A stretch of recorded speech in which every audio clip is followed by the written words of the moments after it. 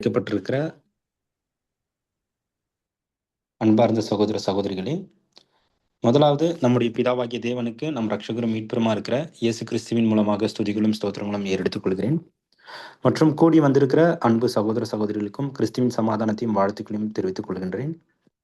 அன்பார்ந்த சகோதர சகோதரிகளே, தேவனுடைய கிருபையினால நம்ம ஒவ்வொரு வாரமும் என்ன பண்றோம்னாக்கா, இந்த ஒரு வேதாகமத்தினுடைய அடிப்படை பாடத்தை நம்ம தியானிச்சுட்டு வரோம்.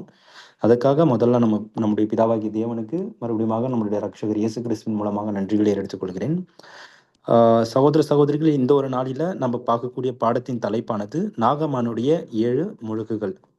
நாகமானுடைய 7 முழுக்குகள், நாகமான்ஸ் 7 டிப்பிங்ஸ் அப்படின்னக்கூடிய இந்த ஒரு பாடத்தை தான் இன்னைக்கு நம்ம பார்க்க இருக்கிறோம்.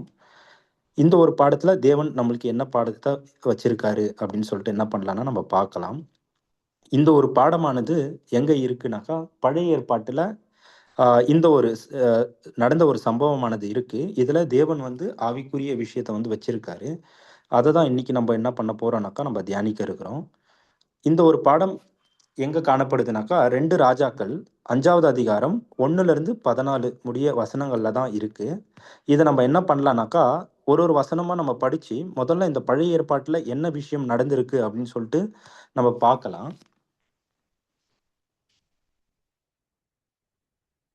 நம்ம வாசிக்கலாங்க பிரதர்.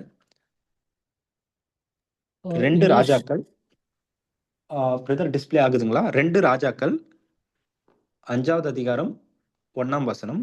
இங்கிலீஷ் ஓகேங்க பிரதர்? ஓகே அமல். நான் படிக்கிறேன். 2 Kings 5th chapter 1st verse. Now Naaman, captain of the host of the king of Syria, was a great man with his master and honorable, because by him the Lord had given deliverance unto Syria. He was also a mighty man in valor, but he was a leper. தேங்க்யூங்க brother. இங்க இந்த முதலாவது வசனத்திலே நிறைய details கொடுத்துருக்கு. அதாவது இங்க நாகமான் என்னப்பட்டவருடைய ஒரு பேர் காணப்படுது. இவர் யாருனாக்கா, சிரியா தேசத்துல இவர் ஒரு படை தளபதியா இருக்காரு. அது மட்டும் இல்லாம தன்னுடைய எஜமானுக்கு முன்பதாக இவர் எப்படி இருக்காருனாக்கா, ரொம்பவே ஒரு கனமுள்ள ஒரு மனுஷனா இருக்காரு. அப்புறம் ஒரு பெரிய மனுஷனா காணப்படுறாரு. இன்னும் ஆச்சரியம் என்னன்னாக்கா, தேவனே என்ன பண்ணியிருக்காருனாக்கா, சிரியாவுக்கு இந்த நாகமானை கொண்டு விடுதலை கொடுத்திருக்காரு அப்படின்ட்டு சொல்றாங்க. இவர் எப்படி இருப்பாருனாக்கா, இவர் மகா பராக்கிரமசாலியாக இருந்தான் அப்படின்னு சொல்லிட்டு என்ன பண்றோம்னா நம்ம பார்க்கிறோம். ஆனாலும் இவருக்கு என்னன்னாக்கா, இவருக்கு ஒரு பிரச்சனை இருந்திருக்கு. அது என்ன பிரச்சனைனாக்கா, இவன் குஷ்டரோகியா இருந்தான் அப்படின்னு சொல்லிட்டு நம்ம பார்க்கிறோம். இவர் மகா பராக்கிரமசாலியா இருந்தாலும் இவருக்கு ஒரு குறை இருக்கு. என்னன்னாக்கா, இவருக்கு குஷ்டரோகம் என்னக்கூடிய ஒரு நோயினால இவர் பாதிக்கப்பட்டிருக்காரு அப்படின்ட்டு நம்ம பார்க்கிறோம். இந்த குஷ்டரோகத்தை குறித்து நம்ம பார்த்தோம்னாக்கா, இது ரொம்பவே ஒரு கொடூரமான ஒரு நோய். பழங்காலத்தில் நம்ம எடுத்து பார்த்தா இந்த நோய் வந்தாக்கா இவங்களுடைய முடிவே மரணம் தான். அதாவது இவங்க எப்போ மறிக்கிறாங்கன்னே சொல்ல முடியாது. ரொம்ப கஷ்டத்தை அனுபவிச்சு தான் இவங்க என்ன பண்ணுவாங்கன்னா இவங்க மறிப்பாங்க. அது மட்டும் இல்லாம இவங்க சாதாரணமா பொது ஜனங்கள் கூட இவங்க வாழ முடியாது. பழைய ஏற்பாட்டெல்லாம் நம்ம எடுத்து பார்த்தோம்னாக்கா, இந்த இந்த லெப்பர், அதாவது லெப்ரசி வந்தவங்க என்ன பண்ண மாட்டாங்கனாக்கா, பொது ஜனங்க கூட இருக்க மாட்டாங்க. இவங்க ஊருக்கு வெளியே தான் இவங்களுடைய ஜீவனே ஜீவிச்சிருப்பாங்க அப்படின்ட்டு நம்ம பார்க்குறோம். ஏன்னா இவங்க யார் கூடயாவது இவங்க பேசினாவோ பழகினாவோ அந்த நோயானது தொத்திக்கும் அப்படின்னு சொல்லிட்டு நம்ம என்ன பண்றோம்னு நம்ம பார்க்குறோம். அது மட்டும் இல்லாம இப்ப இருக்கக்கூடிய இந்த கேன்சர், எய்ட்ஸ் போன்ற ஒரு பெரிய நோய் தான் என்னன்னாக்கா இந்த ஒரு குஷ்டரோகம் அப்படின்னு சொல்லிட்டு நம்ம பார்க்குறோம். இது ரொம்ப ஒரு கொடூரமான ஒரு நோய். அடுத்தது அடுத்த வர வசனங்கள் நம்ம வாசிக்கலாம். 2 ராஜாக்கள் 5வது அதிகாரம் 2 வாசிக்கலாங்க பிரதர். ஜுவல் பிரதர், நீங்க படிக்கிறதா கூட படிக்கலாம்.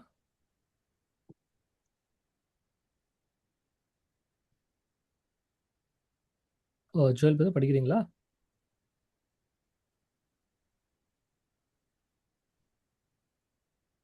And the Syrians has gone out by companies, and have brought away captive out of the land of Israel a little maid, and she waited on Naaman's wife.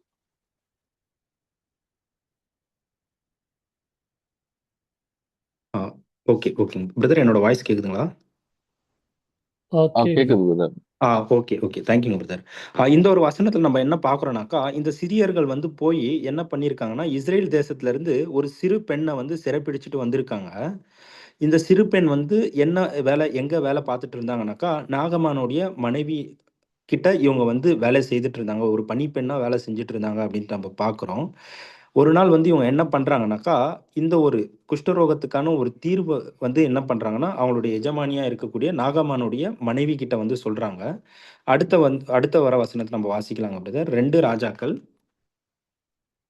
5வது அதிகாரம் 3ஆம் வசனம்.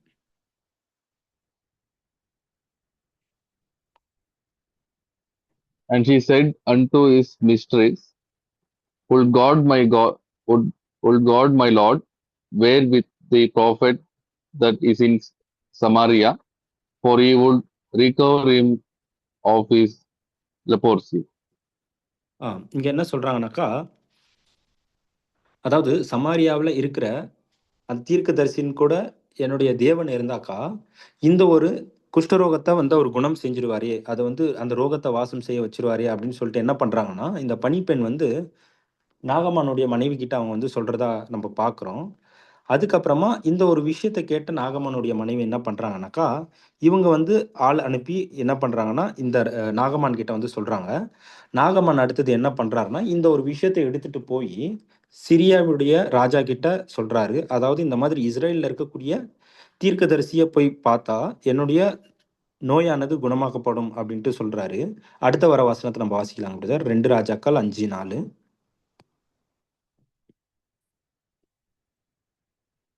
And one went in and told his Lord, saying, Those and those said the maid that is of the land of Israel. இங்க ஒருத்தர் என்ன பண்றாருனாக்கா, இந்த மாரி நாகமான் கிட்ட, இந்த மாதிரி இஸ்ரேல்ல இருந்து வந்த இந்த ஒரு சிறு பெண் வந்து இந்த ஒரு விஷயத்த சொல்றாங்க, அப்படின்னு சொல்லிட்டு நாகமான் கிட்ட வந்து போய் சொல்றாரு. அடுத்தது நாகமான் என்ன பண்றாருன்ட்டு நம்ம பார்க்கலாங்க பிரதர். 5வது வசனம். And the king of Syria said, go, and I will send a letter unto the king of Israel. And he departed and took with him 10 talents of silver and 6,000 pieces of gold and 10 changes of raiment. அதாவது இந்த ஒரு விஷயத்த வந்து சிரியாவுடைய ராஜா கிட்ட நாகமான் போய் சொல்லும்போது, ராஜா என்ன பண்றாருனாக்கா, அது அப்ரூவ் பண்ணிர்றாரு. நீங்க போகலாம் அப்படின்ட்டு சொல்றாரு. அப்ப இந்த ஒரு விஷயத்த கேட்ட நாகமான் வந்து என்ன பண்றாருனாக்கா, அவர் வந்து சில விஷயங்கள வந்து எடுத்துட்டு போறாரு அப்படின்ட்டு நம்ம பார்க்குறோம். அதுல வந்து 10 டாலண்ட்ஸ் ஆஃப் சில்வர், அதாவது 10 தாலந்துடைய வெள்ளி, அதுக்கப்புறமா 6,000 சேக்கலுடைய பொன், அதாவது தங்கத்த எடுத்துட்டு போறாரு. 10 மாத்து வஸ்திரம். இந்த விஷயத்த எல்லாமே வந்து எடுத்துட்டு போறாரு. எதுக்குன்னு நம்ம பார்த்தோம்னாக்கா, ஒருவேள இவரு வந்து குணம் ஆயிட்டாருனாக்கா, இவரு அங்க குடுக்கக்கூடிய கிஃப்ட்ஸ்க்காக வந்து இதெல்லாம் எடுத்துட்டு போறாரு. இத எடுத்துட்டு போறதின் மூலமா என்ன தெரியுதுனாக்கா, இவரு வந்து குணம் ஆயிடுவாருன்ற ஒரு நம்பிக்கை, அந்த ஒரு விசுவாசத்தோட தான் என்ன பண்றாருன்னா, இந்த நாகமான் வந்து இஸ்ரேலுக்கு வந்து அவரு கிளம்பி போறத வந்து நம்ம பார்க்குறோம். இப்ப இந்த நாகமான் என்ன பண்றாருனாக்கா, இவரு இஸ்ரேலுக்கு போயி, அங்க இருக்கக்கூடிய ராஜாவுக்கு வந்து ஒரு கடிதத்த வந்து குடுக்குறாரு. அதாவது சிரியா ராஜா வந்து என்ன பண்றாருனாக்கா, ஒரு லெட்டர் எழுதி நாகமான் கிட்ட குடுக்குறாரு. இத எடுத்துட்டு போய் என்ன பண்ணுனா, இஸ்ரேல்ல இருக்கக்கூடிய ராஜா கிட்ட இந்த ஒரு லெட்டர குடுத்துரு அப்டின்ட்டு சொன்னத, இப்ப நாகமான் எடுத்துட்டு வந்து இஸ்ரேல்ல இருக்கக்கூடிய ராஜாக்கு அந்த லெட்டர வந்து குடுக்குறாரு. இத நம்ம வாசிக்கலாங்க பிரதர். 6வது வசனம்.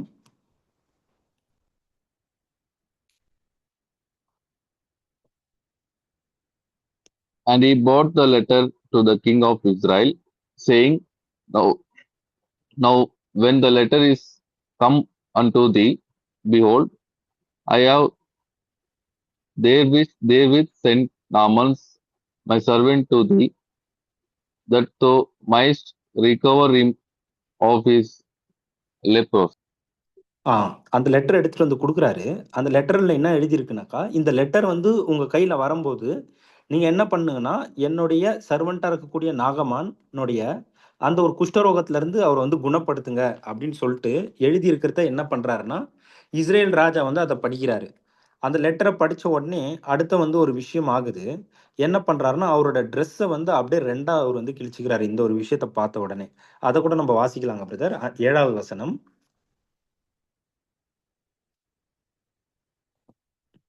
இதுல இருந்து படிச்சிருங்க பிரதர்.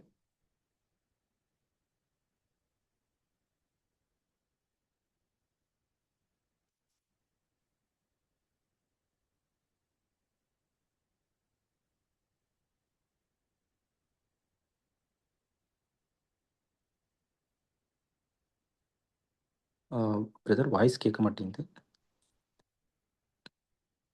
ஓகே, நானே படிச்சிடுறேங்க பிரதர். நான் படிக்கிறேன்.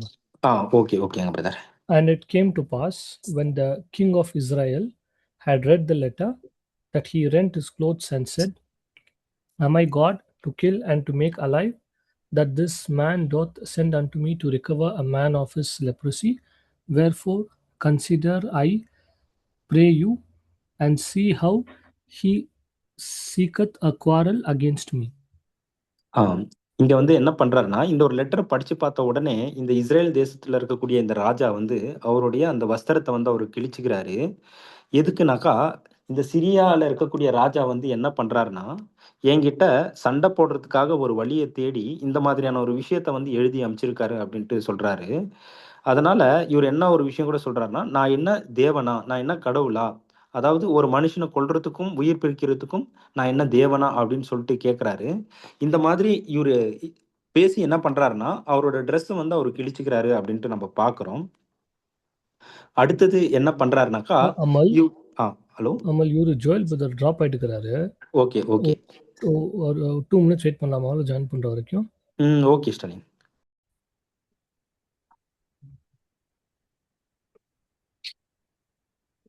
ஓகே, இங்க வந்து நம்ம என்ன பார்க்குறோம்னாக்கா, இந்த ஒரு லெட்டரை வந்து இஸ்ரேலுடைய ராஜா வந்து படிச்சு பார்த்துட்டு அவரோட ட்ரெஸ், அதாவது மேலே போட்டிருக்கக்கூடிய அங்கியை வந்து அவர் கிழிச்சுக்கிறாருன்னு நம்ம பார்க்குறோம். கிழிச்சுக்கிட்டு என்ன சொல்றாருனாக்கா, இந்த நான் என்ன தேவனா, ஒரு மனுஷனை கொல்றதுக்கும் உயிர்ப்பிக்கிறதுக்கும் நான் தேவனா, நான் சாதாரண மனுஷன் தானே அப்படின்ட்டு சொல்றாரு. அது மட்டும் இல்லாம இந்த சிரியாவில் இருக்கக்கூடிய ராஜா என்ன பண்றாருனாக்கா, என்கிட்ட சண்டை போடுறதுக்காகவே வந்து ஒரு காரணத்தை வந்து தேடி இந்த மாதிரியான ஒரு விஷயத்த வந்து அமைச்சிருக்காரு அப்படின்னு சொல்லிட்டு அவர் வந்து ரொம்ப சங்கடப்படுறாரு. அதுக்கப்புறமா அவருடைய வஸ்திரத்தை கிழிச்ச விஷயம் வந்து சமாரியாவில் இருக்கிற, அதாவது எலிசாவுக்கு வந்து இந்த ஒரு விஷயமானது வந்து தெரிய வருது அப்படின்னு நம்ம பார்க்குறோம். இதை கேட்ட எலிசா வந்து என்ன பண்றாருன்ட்டு நம்ம அடுத்த வர வசனங்களை நம்ம வாசிக்கலாம். 2 ராஜாக்கள் 5வது அதிகாரம் 8ஆம் வசனம். And it was so, when Elisha the man of God had heard that the king of Israel had rent his clothes, that he sent to the king, saying, Wherefore hast thou rent thy clothes? Let him come now to me, and he shall know that there is a prophet in Israel. இங்க வந்து Elisha என்ன சொல்றாருனாக்கா, இந்த மாதிரி இஸ்ரேல்ல வந்து தேவனுடைய தீர்க்கதரிசி ஒருத்தர் இருக்காருன்னு தெரிஞ்சுக்கிட்டோன்றதுக்காக ராஜா கிட்ட போன நாகமான வந்து என்கிட்ட வந்து அனுப்புங்க அப்படின்னு சொல்லிட்டு சொல்றாரு. இப்ப இந்த ஒரு விஷயமானது, அதாவது இஸ்ரேலுடைய ராஜா கிட்ட வந்து ஒரு கோரிக்கையானது வைக்கப்பட்டிருந்துச்சு. அதாவது நாகமானுடைய குஷ்டரோகத்தை வந்து குணப்படுத்தணும்ட்டு.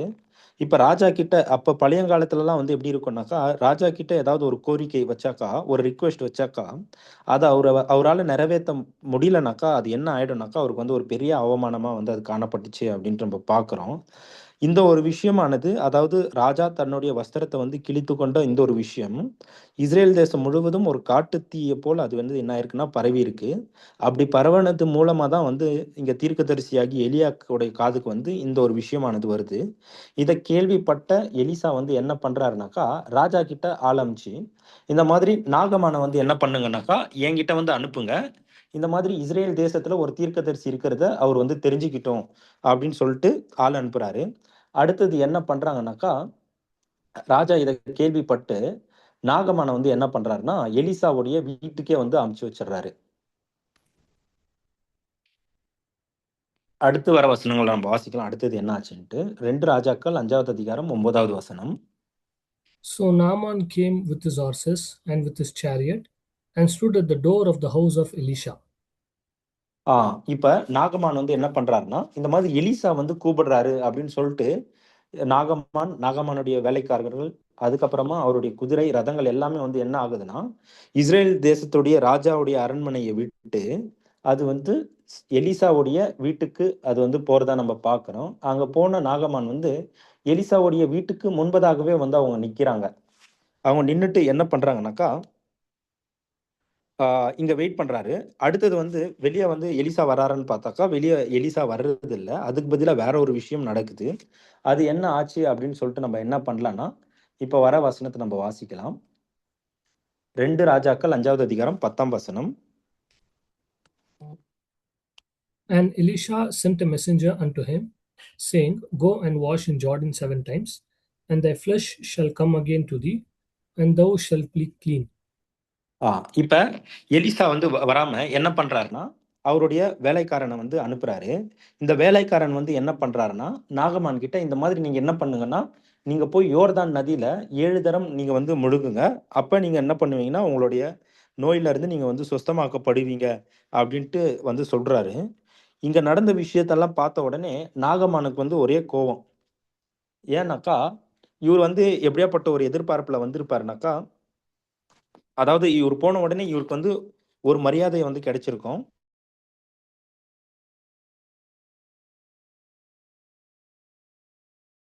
இவர் தலை மேல கை வச்சு, இந்த ஒரு நோயில இருந்து குணமாக்கிடுவாரு. ஆச்சரியமான விதத்துல குணமாக்கிடுவாரு அப்படின்ட்டு இவரோட எதிர்பார்ப்போட என்ன பண்ணியிருப்பாருனாக்கா, இவர் எடுத்துட்டு வந்த அந்த கிஃப்ட்ஸ் எல்லாத்தையுமே வந்து எடுத்துட்டு வந்திருப்பாருன்னு நம்ம பார்க்குறோம். ஆனா, இங்க நடந்த விஷயமே வந்து வேறையா இருக்கு. எலிசா வர்றதுக்கு பதிலா, எலிசாவுடைய வேலைக்காரன் வந்து என்ன பண்றாருன்னா, இந்த ஒரு விஷயத்த சொல்றத கேட்ட நாகமானுக்கு வந்து ஒரே கோவம். அது மட்டும் இல்லாம, இன்னொரு கோவமும் வந்து அவருக்கு வருது. அது எதுக்காக அந்த கோவம் வருது அப்படின்னு சொல்லிட்டு நம்ம பார்க்கலாம். அடுத்த வர வசனம் 5வது அதிகாரம் 11வது வசனம். But Naaman was wroth, and went away and said, Behold, I thought, he will surely come out to me, and stand and call on the name of the Lord his God, and strike his hand over the place, and recover the leper. இந்த மாதிரியான ஒரு எதிர்பார்ப்புல நாகமான் என்ன பண்ணியிருக்காருனாக்கா, எலிசாவோட வீட்டுக்கு வந்து வந்திருக்காரு. அதுக்கப்புறமா வந்து இன்னொரு விஷயமும் அவருக்கு வந்து கோவத்த மூட்டுது. என்னன்னு பார்க்கலாம். 12வது வசனம். Are not Abana and Pharpar, rivers of Damascus, better than all the waters of Israel? May I not wash in them and be clean? So he turned and went away in a rage. இங்க வந்து நாகமான் வந்து என்ன பண்றாருனாக்கா, இந்த தமாஸ்குல இருக்கக்கூடிய ரொம்ப அழகான நதிகள்லாம் இருக்கு. அத பேர வந்து சொல்றாரு. அபானா, ஃபார்பர் அப்படின்னு சொல்றாரு. இந்த நதிகள பார்க்கிலும் ஏன் வந்து இந்த எலிசா வந்து இஸ்ரேல்ல இருக்கக்கூடிய இந்த யோர்தான் நதியில குளிச்சு, அதாவது முழுகி எழுந்திரிக்கும்போது அது வந்து குணமாகணும் அப்படின்னு சொல்லிட்டு ஒரு கேள்விய வந்து கேட்கிறாரு. அது மட்டும் இல்லாம அவருக்கு ரொம்பவே வந்து கோவமாயிடுது இங்க நடந்த விஷயத்தினால. கோபத்தோட என்ன பண்றாருனாக்கா, அங்க எலிசாவுடைய வேலைக்காரன் சொன்ன ஒரு விஷயத்த அவர் வந்து செய்யறதுக்கு போல, அதோட சிரியாக்கே போயிடலாம் அப்படின்னு சொல்லிட்டு சிரியாக்கே வந்து அவர் பின்னாடி போயிடுறாரு. அடுத்து நம்ம வாசிக்கலாங்க பிரதர். 13வது வசனம். And his servants came near and spake unto him and said, My father, if the prophet had bid thee to do some great thing, wouldest thou not have done it? How much rather then, when he saith to thee, Wash and be ye clean? இங்க வந்து நாகமான் என்ன பண்றோம்னாக்கா, அவர் மறுபடியும் சிரியாக்கே வந்து அவர் பின்னாடி திரும்பி போறாரு. இஸ்ரேல்ல இருந்து சிரியாக்கு போகணும்னா, மறுபடியும் யோர்தான கடந்து தான் வந்து அவங்க போகணும். அப்ப யோர்தான வந்து கடந்து போகும்போது, அவருடைய வேலைக்காரர்கள் வந்து என்ன பண்றாங்கனாக்கா, சில விஷயத்த வந்து சொல்றாங்க. அதாவது, "தகப்பனே, இந்த மாதிரி எலிசா வந்து ஒரு பெரிய காரியத்த வந்து உங்களுக்கு சொல்லியிருந்தாக்கா, நீங்க வந்து அத செஞ்சிருப்பீங்க இல்லையா? அப்ப அத பார்க்கிலும் இது எவ்வளோ அற்பமான ஒரு விஷயம். அதாவது நீங்க 7 தரம் முழுகி சொஸ்தமாவது தானே!" அப்படின்ட்டு என்ன பண்றாங்கன்னா, இவங்க வந்து நாகமான போய் கன்வின்ஸ் பண்றத நம்ம பார்க்குறோம்.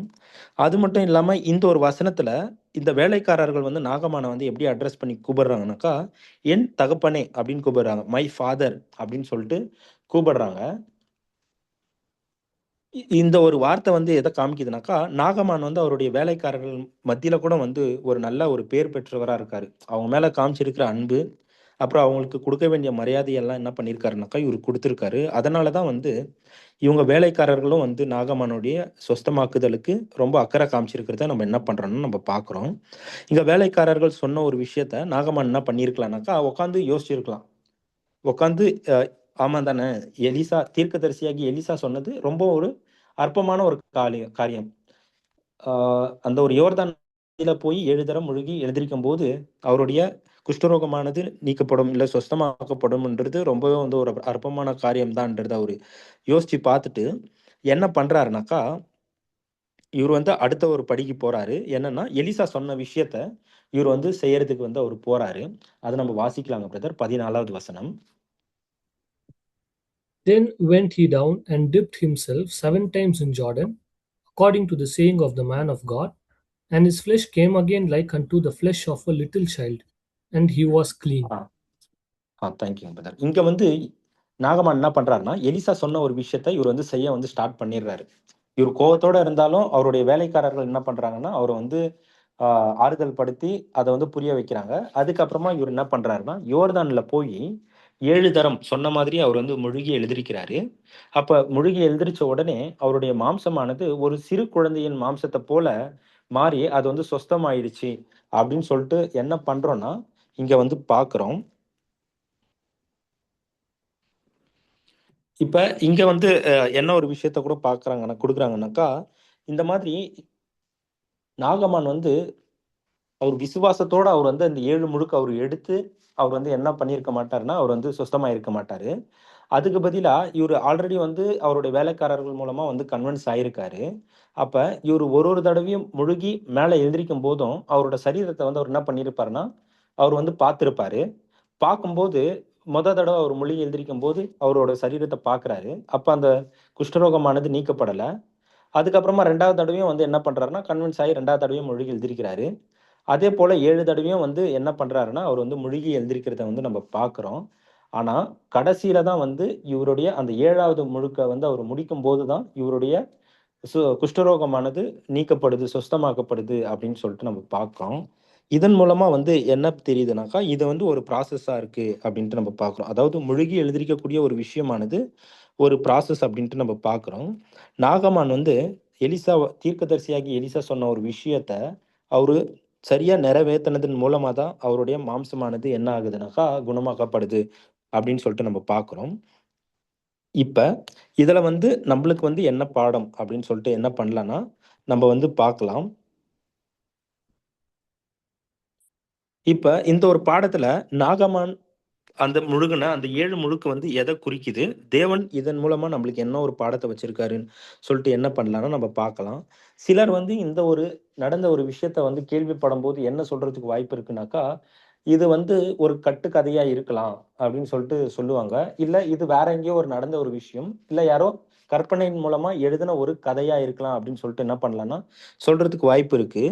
அப்படி இது வந்து ஒரு கதையா இருந்துச்சுனாக்கா, நம்மளுடைய கர்த்தராகிய இயேசு கிறிஸ்து இந்த ஒரு வசனத்த சொல்றதுக்கான ஒரு அவசியம் கிடையாது அப்படின்னு சொல்லிட்டு நம்ம பார்க்குறோம். இந்த ஒரு வசனத்த நம்ம வாசிக்கலாங்க பிரதர். இதுல பிபிடில இல்ல. லூக்கா 4வது அதிகாரம் 27ஆம் வசனம். லூக்கா 4:27.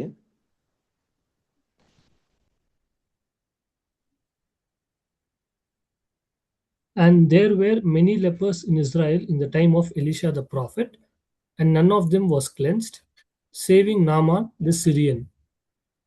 ஓகே. இங்க நம்முடைய கர்த்தராகிய இயேசு கிறிஸ்து பேசும்போது என்ன சொல்றாருனாக்கா, எலிசா தீர்க்கதரிசியினுடைய காலத்துல அநேக குஷ்டரோகிகள் வந்து இருந்தாங்க. ஆனா யாருமே வந்து சொஸ்தமாக்கப்படல. ஒருத்தரை தவிர.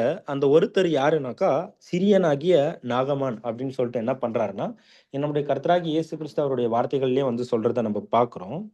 அதுக்கப்புறமா இங்க இதுல என்ன விஷயம்லாம் நம்ம பார்க்க போறோம்னாக்கா, இந்த நாகமானுக்கு பிடித்திருந்த இந்த ஒரு குஷ்டரோகமானது எதை வந்து அடையாளப்படுத்துது? அதுக்கப்புறமா எலிசா தீர்க்கதரிசி சொன்ன அந்த ஒரு 7 முழுக்கினுடைய அர்த்தம் என்ன அப்படின்னு சொல்லிட்டு என்ன பண்ணலாம்னா, இந்த ஒரு பாடத்துல நம்ம வந்து பார்க்கலாம். இந்த ஒரு பாடத்துல முதல்ல வந்து இந்த குஷ்டரோகமானது வந்து எதை வந்து அடையாளப்படுத்துது அப்படின்ட்டு நம்ம பார்த்தோம்னாக்கா, அது வந்து பாவத்தை வந்து அடையாளப்படுத்துறதா இருக்கு அப்படின்னு சொல்லிட்டு நம்ம பார்க்குறோம். ஏன் இந்த குஷ்டரோகம் வந்து பாவத்தை அடையாளப்படுத்துது அப்படின்னு நம்ம பார்த்தோம்னாக்கா, இந்த குஷ்டரோகம் வந்தவங்களுக்கு சில விஷயங்கள் வந்து நடக்கும். எந்த மாதிரியான விஷயங்கள்னாக்கா, இந்த குஷ்டரோகம் வந்தவங்க வந்து அவங்களுடைய சரீர தோற்றம் வந்து மாறிடும். முகத்துடைய தோற்றம் வந்து மாறிடும்.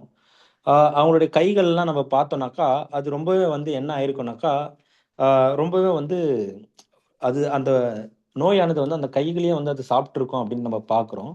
அது மட்டும் இல்லாம, இந்த ஒரு குஷ்டரோகம் வந்தவங்களுடைய உள்ள இருக்கக்கூடிய ஆர்கன்ஸ், அதாவது உள்ள இருக்கக்கூடிய உறுப்புகள் எல்லாமே வந்து அது வந்து சேதம் அடைஞ்சிரும். நாள் போக போக அது வந்து ரொம்பமா பாதிப்படைகிறத வந்து நம்ம பார்க்கலாம். அது மட்டும் இல்லாம அவங்களுக்கு வந்து அந்த சென்ஸ் ஆஃப் ஃபீலிங்ஸ் கூட என்ன ஆயிடும்னாக்கா, அது வந்து அவங்கள விட்டு போயிடும். அதாவது அவங்களுக்கு வந்து நடக்கக்கூடிய விஷயங்கள், தங்களுடைய சரீரத்தில நடக்கக்கூடிய விஷயத்தையே வந்து என்ன பண்ணிடுவாங்கனாக்கா, அத வந்து உணராம அவங்க வந்து போயிடுவாங்க அப்படின்னு நம்ம பார்க்குறோம். இந்த மாதிரியான கொடூரமான ஒரு விஷயங்கள தான் இந்த ஒரு குஷ்டரோகமானது சரீரத்தில வந்து ஏற்படுத்துறதா இருக்கு அப்படின்னு சொல்லிட்டு நம்ம என்ன பண்றோம்னா, நம்ம வந்து பார்க்குறோம். சரி, முதல்ல நம்ம என்ன பார்த்தோம்னாக்கா, அது வந்து சரீர தோற்றத்த, முகத்துடைய தோற்றத்த வந்து அது ரொம்பவே மாத்திடும். அதாவது ஒருத்தருடைய ஃபேஸ வந்து என்ன பண்ணிடும்னா, டிஸ்ஃபிகர் பண்ணிடும் அப்டின்ட்டு நம்ம பார்க்குறோம். ஒரு நல்லா இருக்கிறவங்கள கம்பேர் பண்ணும்போது, இந்த குஷ்டரோகம் வந்தவங்க எப்படி இருப்பாங்கனாக்கா, ரொம்பவே வந்து டிஸ்ஃபிகரா இருப்பாங்க அப்டின்ட்டு நம்ம பார்க்குறோம். அதே போல தான் முதல்ல நம்மளுடைய பிதாவாகிய தேவன் வந்து என்ன பண்றாருனாக்கா, மனுஷன வந்து பரிபூரணமா அவர் வந்து சிருஷ்டிக்கிறாரு. அவங்களுக்குள்ள எந்த ஒரு பாவமும் கிடையாது.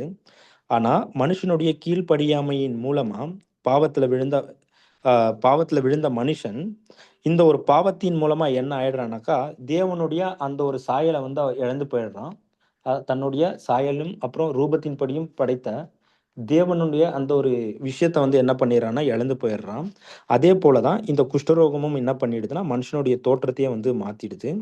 அது மட்டும் இல்லாம, இந்த ஒரு குஷ்டரோகம் வந்து என்ன பண்ணிடும்னாக்கா, இருக்கக்கூடிய ஃபீலிங்ஸ் எல்லாத்தையுமே வந்து செயல் இழக்க செஞ்சிடும். அதாவது எந்த ஒரு சென்ஸ் ஆஃப் ஃபீலிங்குமே இருக்காது. அதே போல தான் இந்த பாவம் வந்தவங்க வந்து எப்படி இருப்பாங்கனாக்கா, அவங்களுக்கு வந்து இந்த moral, physical, mental, emotional and psychological aspect இந்த மாதிரியான விஷயங்கள் எதுவுமே வந்து அவங்களுக்கு வந்து தெரியாது அப்படின்ட்டு, இல்ல அதெல்லாம் வந்து இழந்திருப்பாங்கன்ட்டு நம்ம பார்க்குறோம்.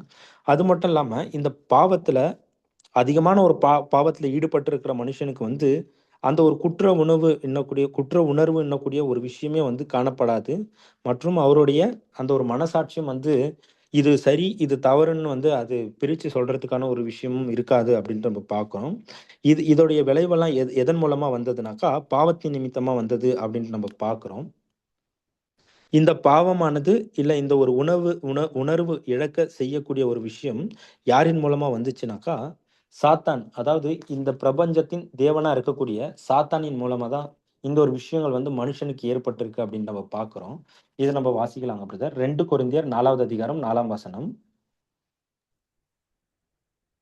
The God of this age has blinded the minds of unbelievers so that they cannot see the light of the gospel that displays the glory of Christ, who is the image of God. ஆ அதாவது இந்த பிரபஞ்சத்தின் தேவனானவன் என்ன பண்றாருனாக்கா, அவ்விசுவாசிகளுடைய மனக்கண்கள வந்து குருடாக்கிட்டாராம். அதனால தே கிறிஸ்துவினுடைய அந்த மகிமையான அந்த ஒரு வெளிச்சத்த வந்து என்ன பண்ண முடியாதுனாக்கா, அவங்களால பார்க்க முடியாது அப்படின்ட்டு நம்ம பார்க்குறோம். இது எதன் மூலமா தான் ஆயிருக்குனாக்கா, அதிகமான ஒரு பாவம். அதாவது அதிகமான பாவத்தின் மூலமா நம்முடைய கர்த்தராகிய இயேசு கிறிஸ்துவ இல்ல அவங்களுடைய மனசாட்சிய கூட அவங்க உணர முடியாத ஒரு நிலைமைக்கு வந்து என்ன பண்றாங்கன்னா, வந்துடுறாங்க. இதன் நிமித்தமா அவங்களுக்கு கிட்ட பரிசுத்தாவி வர்றதுக்கான எந்த ஒரு வாய்ப்பும் இல்ல அப்படின்னு சொல்லிட்டு நம்ம என்ன பண்றோம்னா, நம்ம பார்க்குறோம். அடுத்தது இந்த நாகமானும் வந்து என்ன பண்ணியிருக்காருனாக்கா, இந்த ஒரு இந்த குஷ்டரோகத்தின் மூலமா அவர் வந்து பாதிக்கப்பட்டிருக்காரு. ஆனா, இந்த நாகமான் வந்து இந்த குஷ்டரோகத்துல இருந்து அவர் என்ன பண்ணப்பட்டிருக்காருனாக்கா, குணமாக்கப்பட்டிருக்காரு. அதே போல இந்த ஒரு பாவம் எண்ணக்கூடிய இந்த குஷ்டரோகத்துல இருந்தும் இந்த உலகமானது இல்ல தேவனுடைய ஜனங்கள் வந்து என்ன பண்ணலானாக்கா, அவங்க வந்து குணமாக்கப்படுறதுக்கு சில வழிகள் இருக்கிறத தான் இந்த ஒரு பாடத்துல வந்து காமிக்கிறாரு. அது என்ன வழிகள்னாக்கா, நாகமான் எப்படி அந்த யோர்தான் நதியில 7 தரம் அவர் வந்து அ முழுகி எழுந்திரிச்சாரோ, அதே போல இப்ப இருக்கக்கூடிய ஜனங்களுக்கு அதே மாதிரியான ஒரு விஷயத்த வந்து தேவன் வச்சிருக்காரு. அந்த முழுகி எழுந்திரிக்கக்கூடிய ஒரு விஷயம் வந்து எத காமிக்குதுனாக்கா, 7 படிகள் இல்ல 7 நிலைமை. அதாவது 7 படிகள அவங்க வந்து கடந்து வந்தா தான், இந்த ஒரு பாவத்தின் நிலைமையில இருந்து என்ன பண்ண முடியும்? அவங்களால விடுதலை பெற முடியும் அப்படின்ட்டு நம்ம பார்க்குறோம். இந்த 7 படிகள் அப்படின்னு சொல்லும்போது, அது வந்து ஒரு ப்ராசஸ்ஸு. அது வந்து என்ன பண்ணும்னாக்கா, அது வந்து சில டைம் வந்து எடுக்கும். உடனடியா என்ன பண்ண முடியாதுனாக்கா, அந்த ஒரு பாவத்திலிருந்து விடுதலை பெறக்கூடிய அந்த ஒரு ரிசல்ட் நம்மளால எதிர்பார்க்க முடியாது. ஆனா, இந்த 7 படிகளும் நம்மளுடைய வாழ்க்கையில நம்ம கரெக்ட்டா நம்ம செஞ்சு முடிச்சோம்னாக்கா, இந்த ஒரு பாவத்திலிருந்து நம்ம என்ன பண்ணலாம்னா, நம்ம வந்து விடுதலை பெறலாம். அதுதான் வந்து இந்த ஒரு பாடத்துல தேவன் வந்து நம்மளுக்கு இந்த பழைய ஏற்பாட்டுல வந்து வச்சிருக்கிறத நம்ம பார்க்கிறோம். அது மட்டும் இல்லாம இந்த உலக ஜனங்கள் எல்லாமே வந்து எப்படி இருக்காங்கனாக்கா, அதாவது ஆதாமுக்குள்ள பிறந்தவங்க எல்லாருமே வந்து பாவத்தில் தான் இருக்காங்க. அதனால தான் நம்ம வந்து சங்கீதத்துல வாசிக்கிறோம். சாம்ஸ் 51:5. இது வாசிக்கலாங்க brother. Sam's 51:5. Behold, I was shapen in iniquity, and in sin did my mother conceive me. அதாவது நான் வந்து பாவத்தில் உருவானேன், என் தாய் என்னை நான் துர்குணத்தில் உருவானேன், என் தாய் என்னை பாவத்தில் கர்ப்பம் தரித்தாள் அப்படின்னு சொல்லிட்டு என்ன பண்றோம்னா, இந்த ஒரு பாடத்தை நம்ம இந்த ஒரு வசனத்தை நம்ம வந்து பார்க்குறோம். அதனால இந்த பாவமானது என்ன பண்ணுதுனாக்கா, எல்லா மனுக்குலத்தையும் அது வந்து ஆண்டு கொண்டுச்சு அப்படின்ட்டு நம்ம பார்க்குறோம். இந்த ஒரு பாடமானது இல்ல இந்த 7 படிகள வந்து எந்த ஒரு கண்ணோட்டத்துல நம்ம பார்க்க போறோம்னாக்கா, சபையினுடைய கண்ணோட்டத்துல தான் நம்ம வந்து பார்க்க போறோம். ஏன்னா, தேவன் வந்து என்ன பண்ணியிருக்காருனாக்கா, இந்த கிறிஸ்துவின் சபை அப்படின்னு சொல்லிட்டு நம்ம வந்து பாடம் பார்த்தோம் கடந்த வாரத்துல. அந்த ஒரு பாடத்துல தேவன் வந்து எப்படியாப்பட்ட ஒரு அழைப்ப வந்து என்ன பண்ணியிருக்காரு, நம்மளுக்கு வந்து வச்சிருக்காரு அப்படின்னு சொல்லிட்டு நம்ம பார்க்குறோம். அதனால இந்த பெரிதான ஒரு ரட்சிப்புக்கு நம்ம பங்கு பெறணும்னாக்கா, நம்ம என்ன பண்ணணும்னா, நம்ம வந்து இந்த 7 படிகள் நம்ம வந்து கடந்து போறது ரொம்பவே அவசியமா இருக்குன்றத நம்ம பார்க்குறோம். சரி, இந்த ஒரு பாடத்தின் மூலமா நம்ம எத வந்து கத்துக்கலாம் அப்படின்னு சொல்லிட்டு நம்ம என்ன பண்ணலாம்னா, நம்ம பார்க்கலாம். ரோமர் 14வது அதிகாரம், 15வது அதிகாரம் 4ஆம் வசனம். For whatsoever things were written aforetime were written for our learning, that we through patience and comfort of the scriptures might have hope. ஆ. அதாவது இங்க வந்து பழைய ஏற்பாட்டில எழுதியிருக்கக்கூடிய எல்லா ஒரு விஷயமும், நம்மளுடைய படிப்பினைக்காக தான் வந்து எழுதப்பட்டிருக்கு அப்படின்னு நம்ம பார்க்கிறோம். அதாவது இன்னும் சில வசனங்கள பார்க்கும்போது, பழைய ஏற்பாட்டில நடந்த விஷயங்கள் எல்லாமே நம்மளுக்கு திருஷ்டாந்தகமாக இருக்கு. நம்மளுக்கு வந்து ஒரு எக்ஸாம்பிளா இருக்கு அப்படின்னு சொல்லிட்டு நம்ம பார்க்கிறோம். அதனால பழைய ஏற்பாடு வந்து வெறும் நடந்த சம்பவம் கிடையாது. அதிலிருந்து நம்மளுக்கு நிறைய பாடம், எச்சரிக்கையான விஷயங்கள் வந்து இருக்கு அப்படின்னு சொல்லிட்டு நம்ம என்ன பண்றோம்னா, நம்ம பார்க்கிறோம். இப்ப நம்ம என்ன பண்ணலாம்னா, அந்த 7 படிகளுக்குள்ள நம்ம வந்து கடந்து போயிடலாம். அதுல வந்து முதலாவது வந்து ஒரு படி இருக்கு. அந்த படிய எடுத்து வச்சா தான் அடுத்து வர 7 படிகளும், அந்த 6 படிகளும் வந்து நம்மளால என்ன பண்ண முடியும்னா, நம்மளால கடந்து போக முடியும் அப்படின்னு சொல்லிட்டு நம்ம வந்து பார்க்கலாம். இந்த முதலாவது படினா என்ன அப்படின்னு சொல்லிட்டு நம்ம பார்க்கும்போது, எப்படி அந்த நாகமான் வந்து தான் வந்து ஒரு குஷ்டரோகி அப்படின்ற ஒரு விஷயத்த வந்து அவர் என்ன பண்ணாருன்னா, அவர் வந்து அத உணர்ந்துட்டாரு. குஷ்டரோகியா இருக்கிறதுனால, அந்த ஒரு நோயில இருந்து அவர் விடுதலை பெறணுன்றதுக்காக நெறைய இடத்துல அவர் என்ன பண்ணியிருக்கலாம்னாக்கா, அவர் போயி அவரு இது எடுத்திருக்கலாம். அதாவது சிகிச்சை வந்து அவர் எடுத்திருக்கலாம். அப்படி எடுத்தும் அவர் என்ன பண்ணி இல்லனாக்கா, அவர் வந்து குணமாகல. ஆனா கடைசியா தீர்க்கதரிசியாகி எலிசா சொல்லக்கூடிய ஒரு விஷயத்த அவரு பின்பற்றதன் மூலமா தான் என்ன ஆகுறாருன்னா, அவர் குணமாகுறாரு. அதேபோல இங்க முதல்ல நம்ப வந்து ஒரு பாவி அப்படின்றத நம்ப உணர்ந்தா தான், என்ன பண்ண முடியும்னாக்கா, நம்ப வந்து இந்த ஒரு பாவத்திலருந்து நம்மளால வந்து விடுதலை பெற முடியும். இப்ப என்கிட்ட பாவமே இல்ல, இல்ல பாவத்தின் உணர்வே என்கிட்ட இல்லன்னா, அப்ப எனக்கு வந்து குணமாவறதுக்கான ஒரு வாய்ப்பு இல்ல. இல்ல குணமாவணும்னு நான் என்ன பண்ண மாட்டேன்னா, இந்த படிகள வந்து நான் எடுக்க மாட்டேன். இந்த 7 படிகளும் நான் வந்து எடுக்க மாட்டேன் அப்படின்னு சொல்லிட்டு நம்ம பார்க்கிறோம். இங்க வந்து இந்த 7 படிகளுக்கு இது 7 படிகள் நம்ம பார்க்கும்போது முதல் படியில நம்ம வந்து ஒரு பாவின்றத உணர்ந்து, அந்த பாவத்துல இருந்து யாரின் மூலமா தான் நம்மளுக்கு விடுதலை கிடைக்கும்னாக்கா, தேவன் மேல வைத்திருக்கக்கூடிய விசுவாசம். தேவன் மேல விசுவாசம் வைத்தா தான், இந்த ஒரு பாவத்துல இருந்து என்னால விடுதலை பெற முடியும். ஏன்னா, சொந்தமா என்னால இந்த ஒரு பாவத்துல இருந்து விடுதலை பெற முடியாது. இந்த பாவத்துல இருந்து விடுதலை தரணும்னா, அது தேவனால மாத்திரம் தான் முடியும். ஆனா, வெறும் நம்ம தேவன் மேல மாத்திரம் விசுவாசம் வைக்கிறது இது காமிக்காது. தேவன் மேல விசுவாசம் வைக்கிறது எத காமிக்குதுனாக்கா, அவருடைய ஒரே பேரான குமாரன் இயேசு கிறிஸ்து குடுத்த அந்த ஒரு ஈடுபலிய விசுவாசிக்கிறதின் மூலமா தான் நம்ம என்ன பண்றோம்னா, நம்ம தேவன் மேல விசுவாசம் வைக்கிறோம்ன்றத வந்து நம்ம எடுத்து காமிக்கிறோம். அப்படின்னு சொல்லிட்டு நம்ம பார்க்கிறோம். அப்ப இந்த முதல் படியானது எத காமிக்குதுன்னா, நம்ம வந்து தேவன்கிட்ட மறுபடியுமாக திரும்புறது. நம்ம வந்து ஒரு டிசிஷன் எடுக்கிறோம். நான் வந்து ஒரு பாவி. இந்த பாவத்தெல்லாம் நான் விட்டு நான் வந்து குணமாகணும். அதனால நான் வந்து என்ன பண்றேன்னா, நான் வந்து தேவன்கிட்ட மறுபடியுமா திரும்பி போறேன் அப்படின்னு சொல்லிட்டு இங்க வந்து ஒரு டிசிஷன் எடுக்கிறோம். இதுதான் வந்து முதல் படி. இந்த ஒரு படிய குறிச்சு நம்ம என்ன பண்ணலாம்னா, நம்ம வந்து வாசிக்கலாம். எபிரியர் 11வது அதிகாரம் 6ஆம் வசனம்.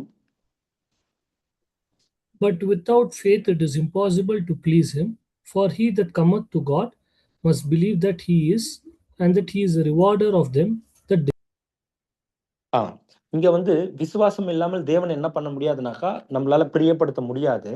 அது மட்டும் இல்லாம, அவர யாரெல்லாம் வந்து அ அவர வந்து தேடுறாங்களோ, அவங்களுக்கு வந்து தேவன் என்ன பண்றாருனாக்கா, அவங்களுக்கு வந்து அந்த ஒரு ரிவார்டை வந்து கொடுக்குறாரு அப்படின்னு சொல்லிட்டு நம்ம என்ன பண்ணுறோம்னா நம்ம பார்க்குறோம்.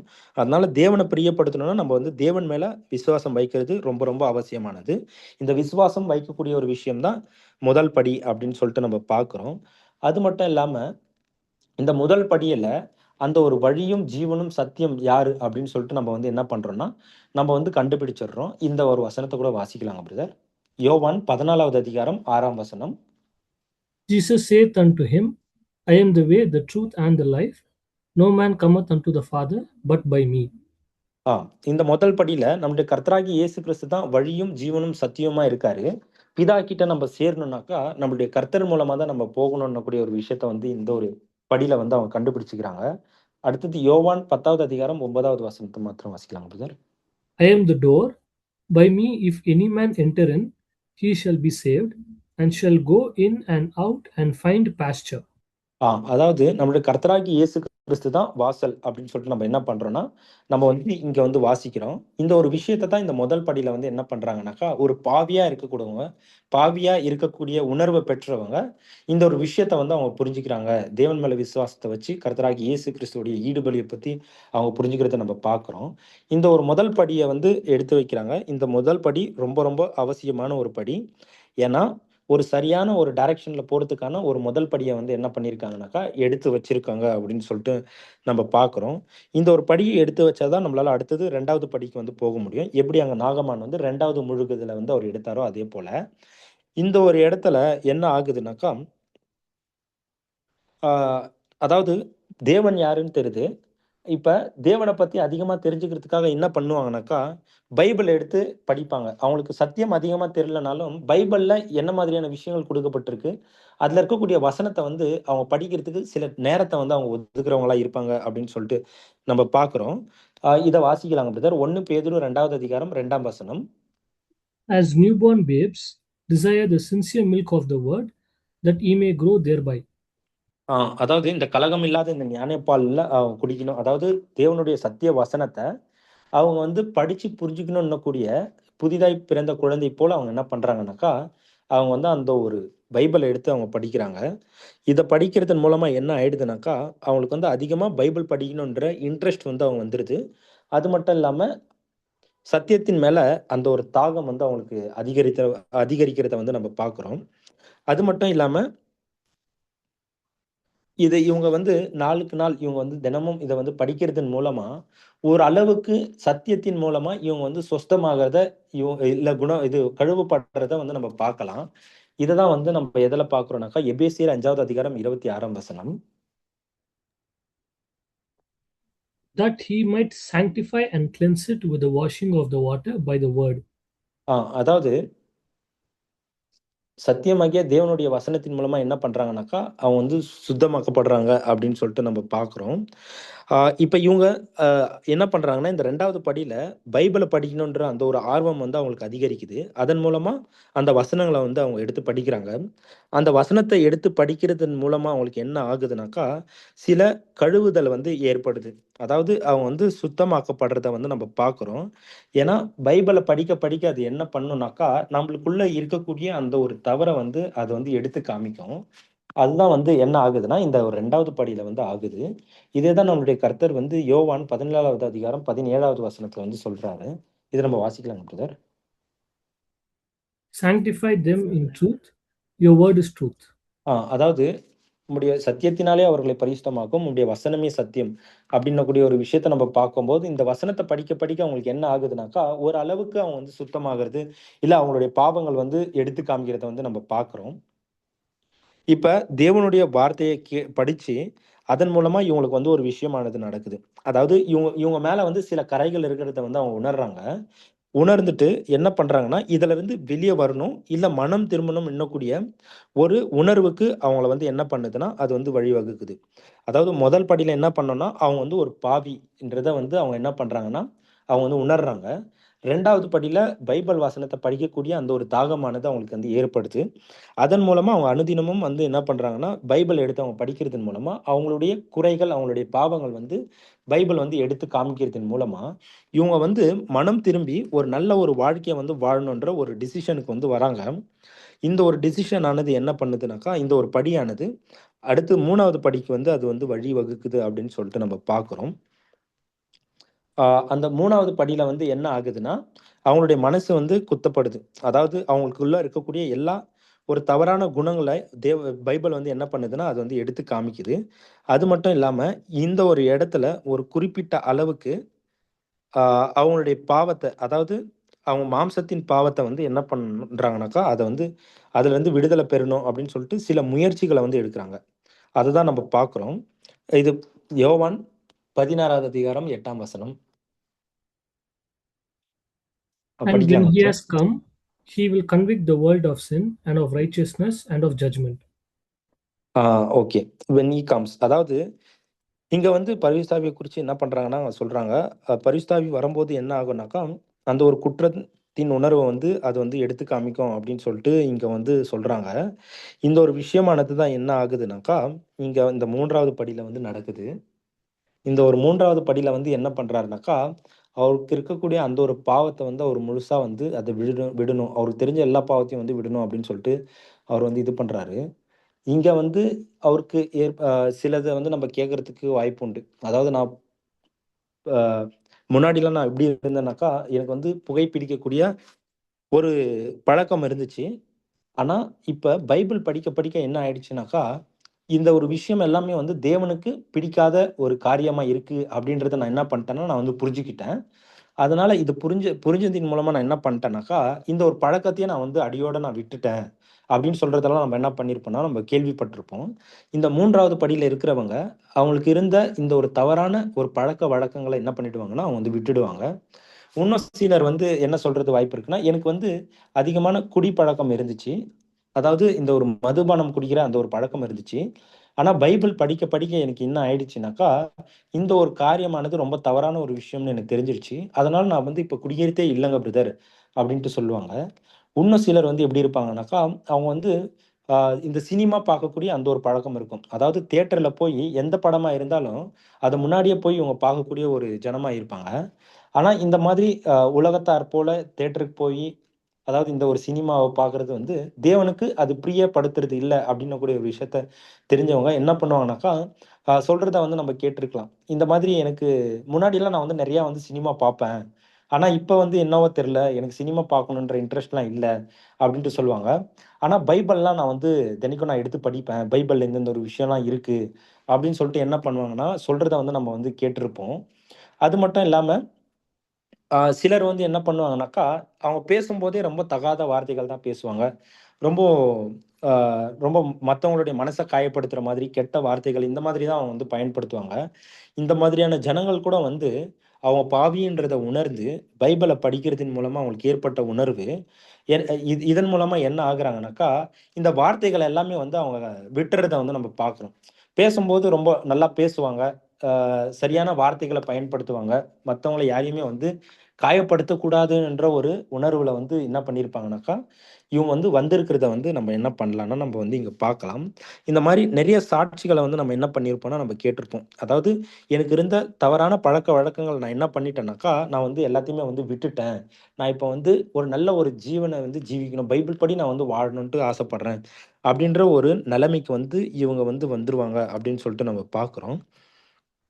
இங்க வந்து என்ன பண்றாங்கனாக்கா, அவங்களுடைய சொந்த விஷயத்துல சில தவறான பழக்கவழக்கங்கள், பாவங்கள வந்து அவங்க வந்து பலி செலுத்துறத, இல்ல விட்டுக் குடுக்குறத நம்ம பார்க்குறோம்.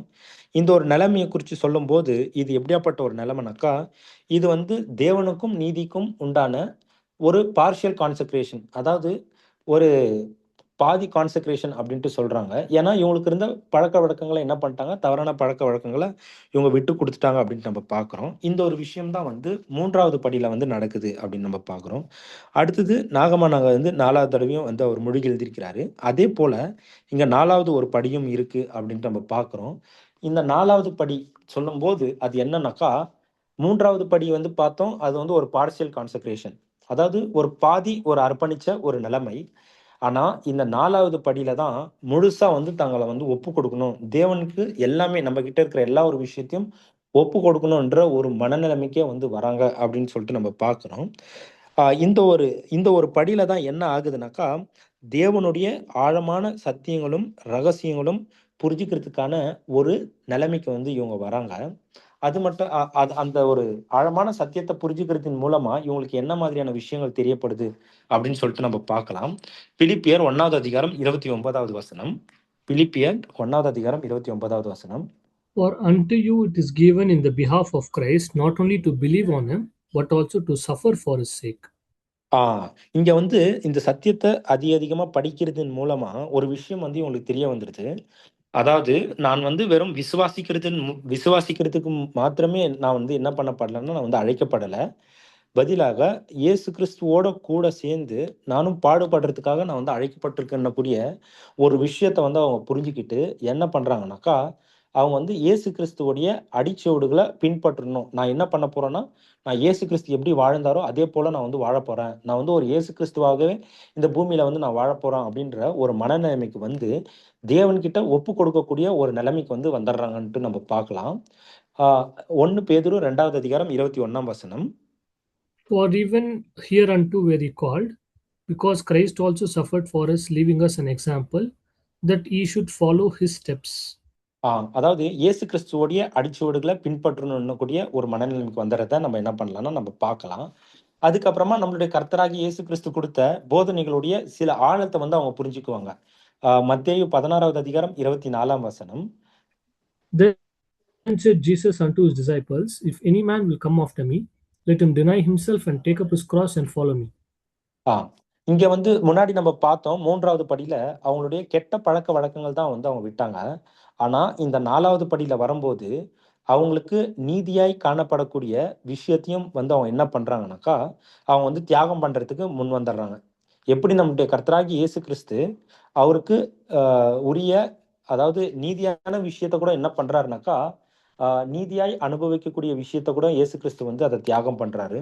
அதே போல இயேசு கிறிஸ்து போலவே இவங்களும் வந்து தியாகம் பண்ணணும். அதாவது தங்களை வந்து சுயத்தை வெறுத்து இயேசு கிறிஸ்துவோடைய சிலுவை எடுத்துட்டு பின்பற்றதுக்கு இவங்க வந்து என்ன பண்றாங்கன்னா, அந்த ஒரு முடிவுக்கு வந்துடுறாங்க அப்படின்னு சொல்லிட்டு நம்ம பார்க்கணும். அது மட்டும் இல்லாம இவங்களுக்கு வந்து இன்னொரு உணர்வும் வந்துருது.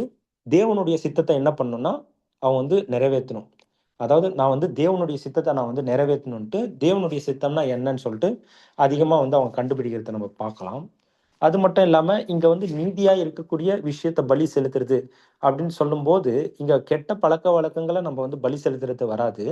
அதுக்கு பதிலா இங்க நம்மளுடைய தாளந்து, நம்மளுடைய பணம், நம்மளுடைய நேரம், நம்மளுடைய ஹெல்த்து, நம்மளுடைய ஃபேமிலில இருக்கக்கூடிய சந்தோஷங்கள், இது எல்லாத்தையுமே நம்ம என்ன பண்ணிட்டோம்னாக்கா, தேவனுடைய ஊழியத்துக்காகவும், தேவனுடைய சத்தியத்துக்காகவும் இத வந்து நம்ம தியாகம் பண்றத நம்ம பார்க்கலாம். அதாவது தேவனுடைய காரியத்துல ஈடுபடும்போது, இந்த மாதிரியான விஷயங்கள்லாம் வந்து நம்ம கிட்ட இருந்து போகும். அதாவது நம்ம காசு செலவு பண்ற விஷயமா இருக்கும். இல்ல நம்மளுடைய டைம வந்து அதிகமா தேவனுடைய ஊழியத்துல தர்றது இருக்கும். அதுக்கப்புறமா தேவனுடைய வார்த்தைய படிக்கிறது, நம்மளுடைய ஹெல்த் அதாவது நம்மளுக்கு இருக்கக்கூடிய ஹெல்த் வந்து என்ன பண்ணலாம்னா பாதிக்கப்படலாம். இந்த மாரி நம்ப சந்தோஷமா நம்மளுடைய ஃபேமிலில நம்ம வந்து ஸ்பெண்ட் பண்ணக்கூடிய இந்த ஒரு விஷயத்த கூட என்ன பண்றதா இருக்கும்னா, நம்ம வந்து சாக்ரிஃபைஸ் பண்றதா இருக்கும். இந்த ஒரு விஷயத்தெல்லாம் சாக்ரிஃபைஸ் பண்றேன்னு சொல்லிட்டு என்ன பண்றாங்கனாக்கா, இந்த ஒரு 4வது படியில அவங்க வந்து முன் வந்துர்றாங்க. இந்த மாதிரி 4வது படிக்கு வந்து தங்கள வந்து தேவன்கிட்ட ஒப்பு கொடுத்து தியாகம் பண்றவங்களுக்கு தேவன் வந்து ஒரு வார்த்தை வந்து சொல்றாரு. அத நம்ம வாசிக்கலாம். சங்கீதம் 50வது அதிகாரம் 5வது வசனம். Gather my saints unto me, those that have made a covenant with me by sacrifice. இங்க வந்து தேவன் என்ன சொல்றாருனாக்கா, பலியினால் என்னோடு கூட உடன்படிக்கை பண்ணின என்னுடைய பரிசுத்தவான்களை என்னிடத்தில் கூட்டுங்கள் அப்படின்ட்டு சொல்றாரு. அதாவது இவங்க என்ன பண்றாங்கனாக்கா, பலி செலுத்துறேன் அப்படின்னு சொல்லிட்டு தேவன் கிட்ட இவங்க வந்து உடன்படிக்கை பண்றத வந்து நம்ம பார்க்கிறோம். இவங்கள தான் தேவன் என்ன சொல்றாருனாக்கா, என்னுடைய பரிசுத்தவான்கள் அப்படின்னு சொல்லிட்டு இந்த ஒரு வசனத்துல வந்து சொல்றாரு. இதே மாதிரியான ஒரு படி தான் இந்த ஒரு 4வது படிய நம்மளுடைய கர்த்தராகிய இயேசு கிறிஸ்து நம்மளுக்கு வந்து எடுத்து காமிச்சிருக்காரு. அதாவது தேவனுடைய சித்தத்துக்கு முழுவதும் நம்மளை ஒப்பு கொடுத்து நம்மள வந்து தியாகம் செய்யறது.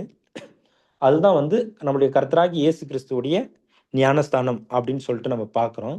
இந்த ஒரு படியில தான் என்ன பண்றாங்கனாக்கா, அடையாளமாக அவங்க எடுத்திருக்கக்கூடிய அந்த ஒரு முடிவ ஞானஸ்தானத்தின் மூலமா அவங்க வந்து அடையாளப்படுத்தி காமிக்கிறாங்க அப்படின்னு சொல்லிட்டு நம்ம பார்க்கிறோம். நம்முடைய கர்த்தராகிய இயேசு கிறிஸ்து வந்து இந்த ஒரு அவர் முழுசா வந்து தேவனுடைய சித்தத்தை செய்யறதுக்கு ஒப்பு கொடுக்க வரும்போது அவரோட மனசுல வந்து சில விஷயங்கள் இருந்துச்சு. அதை வந்து என்ன பண்றாங்கனாக்கா இங்க வந்து சொல்றாங்க. அதாவது வசனத்துல வந்து சொல்றாங்க. எபிரியர் 10வது அதிகாரம் 7ஆம் வசனம். Then said I, Lo, I come. In the volume of the book it is written to me to do. ஆ இங்க வந்து இதோ உம்முடைய சித்தத்தை செய்ய வருகிறேன் தேவனே. என்னை குறித்து உம்முடைய இந்த புத்தகத்துல என்ன பண்ணப்பட்டிருக்குனாக்கா, எழுதப்பட்டிருக்கு அப்படின்னு சொல்லிட்டு இயேசு கிறிஸ்து என்ன பண்றாருனாக்கா, தேவனுடைய சித்தத்தை செய்யணும்னு சொல்லிட்டு அவர் வந்து முன்னாடி வராரு. அதே போல தான் இந்த 4வது படி, இந்த 4வது முழுக்குல இருக்கிறவங்க வந்து என்ன பண்றாங்கனாக்கா, தேவனுடைய சித்தத்தை செய்யணுன்ட்டு தங்கள முழுவதுமா வந்து ஒப்பு கொடுக்குறாங்க. எப்படின்னாக்கா, நம்மளுடைய கர்த்தராகிய இயேசு கிறிஸ்து எப்படி பண்ணாரோ, அதே போல ஞானஸ்தானத்தின் மூலமா அந்த ஒரு அடையாளத்த வந்து என்ன பண்றாங்கன்னா, நம்ம அங்க காமிக்கிறாங்க. அப்படின்னு சொல்லிட்டு நம்ம பார்க்கிறோம். அது மட்டும் இல்லாம, இந்த 4வது படியில தான் என்ன ஆகுதுனாக்கா, நம்மளுடைய மனமே வந்து புதிதாகறத வந்து நம்ம பார்க்கிறோம். நம்ப முன்னாடி வந்து நம்மளுடைய சொந்த சித்தத்த வந்து நம்ம செஞ்சுட்டு இருப்போம். ஆனா, இப்ப வந்து நம்ம என்ன பண்ணுவோம்னாக்கா, நம்ம வந்து எல்லாத்தையுமே வந்து தியாகம் பண்ணிட்டு, கர்த்தராகிய இயேசு கிறிஸ்துவோடைய அடிச்சுவடுகள நம்ம வந்து பின்பற்றதுக்கு நம்ம போயிடுவோம். அது மட்டும் இல்லாம, தேவனுடைய சித்தம் என்ன அப்படின்னு சொல்லிட்டு நம்ம தெரிஞ்சுக்கிறதுக்கு அனுதினமும் நம்ம தேவனுடைய சத்தியத்த படிச்சு, தேவனுடைய சித்தத்த தெரிஞ்சுக்கொண்டு அதுலருந்து நம்ம என்ன பண்றோம்னாக்கா, தேவனுடைய சித்தத்த வந்து நம்ம செய்றோம். அது மட்டும் இல்லாம, இந்த ஒரு 4வது படிய குறிச்சு நம்ம சுருக்கமா சொல்லணும்னா, இது வந்து த கிராஸ். அதாவது இந்த ஒரு சிலுவையினுடைய ஒரு நிலைமை. அதாவது இயேசு கிறிஸ்து எப்படி பலி கொடுத்தாரோ, அதே போல ஒரு நிலைமை தான் வந்து இந்த படி தான் வந்து இந்த 4வது படி அப்படின்னு சொல்லிட்டு நம்ம பார்க்கிறோம். ஏன்னா சீஷர்கள் இங்க வந்து சீஷர்களாவே ஆயிடுறாங்க. ஏன்னா இயேசு கிறிஸ்துவோட கூட அவங்க வந்து என்ன பண்றாங்கன்னா, அவரோட அடிச்சுவடுகள பின்பற்றதுக்கு தங்கள வெறுத்து சிலுவைய எடுத்துட்டு போறத வந்து நம்ம பார்க்கிறோம். இந்த மாதிரியான ஒரு விஷயத்துல தான் என்ன ஆகுதுனாக்கா, நம்மளுடைய எல்லா ஒரு விஷயத்தையும் வந்து நம்ம தியாகம் பண்றத நம்ம பார்க்கிறோம். அது மட்டும் இல்லாம, இத வந்து நம்ம என்னான்னு பார்த்தோம்னாக்கா, இது வந்து அதாவது தண்ணீர்னால ஞானஸ்தானம் எடுக்கக்கூடிய ஒரு விஷயத்தின் மூலமா நம்ம வந்து அடையாளப்படுத்தி காமிக்கிறோம் அப்படின்னு சொல்லிட்டு நம்ம பார்த்தோம். இந்த ஒரு ஞானஸ்தானத்த குறிச்சே நம்ம என்ன பண்ண போறோம்னாக்கா, டீட்டெயிலா வந்து வரக்கூடிய காலங்கள்ல நம்ம வந்து பார்க்கலாம். இந்த ஒரு ஞானஸ்தானம், அதோடைய அர்த்தம் என்ன அப்படின்னு சொல்லிட்டு நம்ம என்ன பண்ண போறோம்னா, நம்ம வந்து பார்க்க போறோம். ஆ அடுத்ததாக இந்த ஒரு 4வது படிய எடுத்து வச்ச உடனே என்ன ஆகுதுனாக்கா, நம்ம வந்து 5வது படிய வந்து நம்ம செய்யறதுக்கு ஒரு வழி வகுக்குது அப்படின்ட்டு நம்ம பார்க்குறோம். இந்த 5வது படி நம்ம பார்க்கும்போது என்ன ஆகுதுனாக்கா, 4வது படியில ஃபுல் டிசிஷன் தான் அது. நம்ப எந்த ஒரு கிரியையுமே செய்யல. அங்க கிரியை செய்றோம் எதுனாக்கா, அடையாளத்தின் மூலமா நம்ம வந்து செய்திருக்கக்கூடிய அந்த ஒரு பொருத்தனைய நம்ம வந்து தண்ணீர் ஞானஸ்தானத்தின் மூலமா நம்ம காமிக்கிறோம். அது வந்து முழுக்க முழுக்க நம்மளுடைய மனசுல ஏற்பட்ட ஒரு விஷயத்த நம்ம எடுத்து காமிக்கிறோம். ஆனா, இந்த 5வது ஒரு படியில, அதாவது இந்த ஒரு 5வது ஒரு முழுக்குல என்ன ஆகுதுனாக்கா, அங்க செய்து கொண்ட அந்த ஒரு உடன்படிக்கை, அவங்க குடுத்த அந்த ஒரு வாக்குறுதிகள, நம்ம வந்து நடைமுறையில செய்யறது தான் வந்து இந்த 5வது வந்து ஒரு படியா இருக்கு அப்படின்னு சொல்லிட்டு நம்ம பார்க்கிறோம். ஏன்னா, நம்ம கான்சக்ரேஷன்ல நெறைய விஷயங்கள என்ன பண்றோம்னாக்கா, நம்ம வந்து சொன்னோம். அதாவது தேவனுடைய சித்தத்த செய்ய வர நம்ப, எல்லா ஒரு விஷயத்தையும் நம்ம வந்து தியாகம் பண்றோம். நம்மளுடைய சுயத்த வெறுத்து கர்த்தராகிய இயேசு கிறிஸ்துவோட கூட நம்ம என்ன பண்ண போறோம்னாக்கா, சிலுவைய எடுத்துட்டு நம்ம வந்து போக போறோம் அப்படின்ட்டு சொன்னோம். அந்த சொன்ன விஷயத்த நம்மளுடைய வாழ்க்கையில அனுதினமும் நம்ம வந்து செய்யறத தான் இந்த ஒரு 5வது படிய வந்து காமிக்குது. இத நம்ம வசனத்துல வாசிக்கலாம். சங்கீதம் 116 14வது வசனம். Sam's 116:14. I will pay my vows unto the Lord now in the presence of all his people. அதாவது கர்த்தருடைய ஜனங்களுக்கு முன்பதாக நான் செய்து கொண்ட பொருத்தனை என்ன பண்ணுவேன்னாக்கா, நான் வந்து நிறைவேத்துவேன் அப்படின்னு சொல்லிட்டு இங்க வந்து சங்கீதக்காரன் வந்து சொல்றத நம்ம பார்க்கிறோம். இந்த ஒரு விஷயத்த தான் அனுதினமும் நம்ம செய்து கொண்ட பொருத்தனைய நம்ம நிறைவேத்துறத தான் இந்த ஒரு 5வது படியில என்ன பண்ணுதுனாக்கா, இங்க வந்து காமிக்கிறதா இருக்கு அப்படின்னு சொல்லிட்டு நம்ம பார்க்கிறோம்.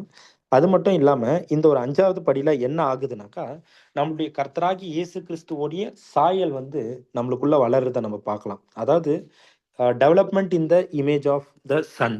அதாவது இயேசு கிறிஸ்துவோடைய அந்த ஒரு சாயல்ல நம்ம வளர்ற ஒரு ப்ராசஸ வந்து இங்க பார்க்குவோம்.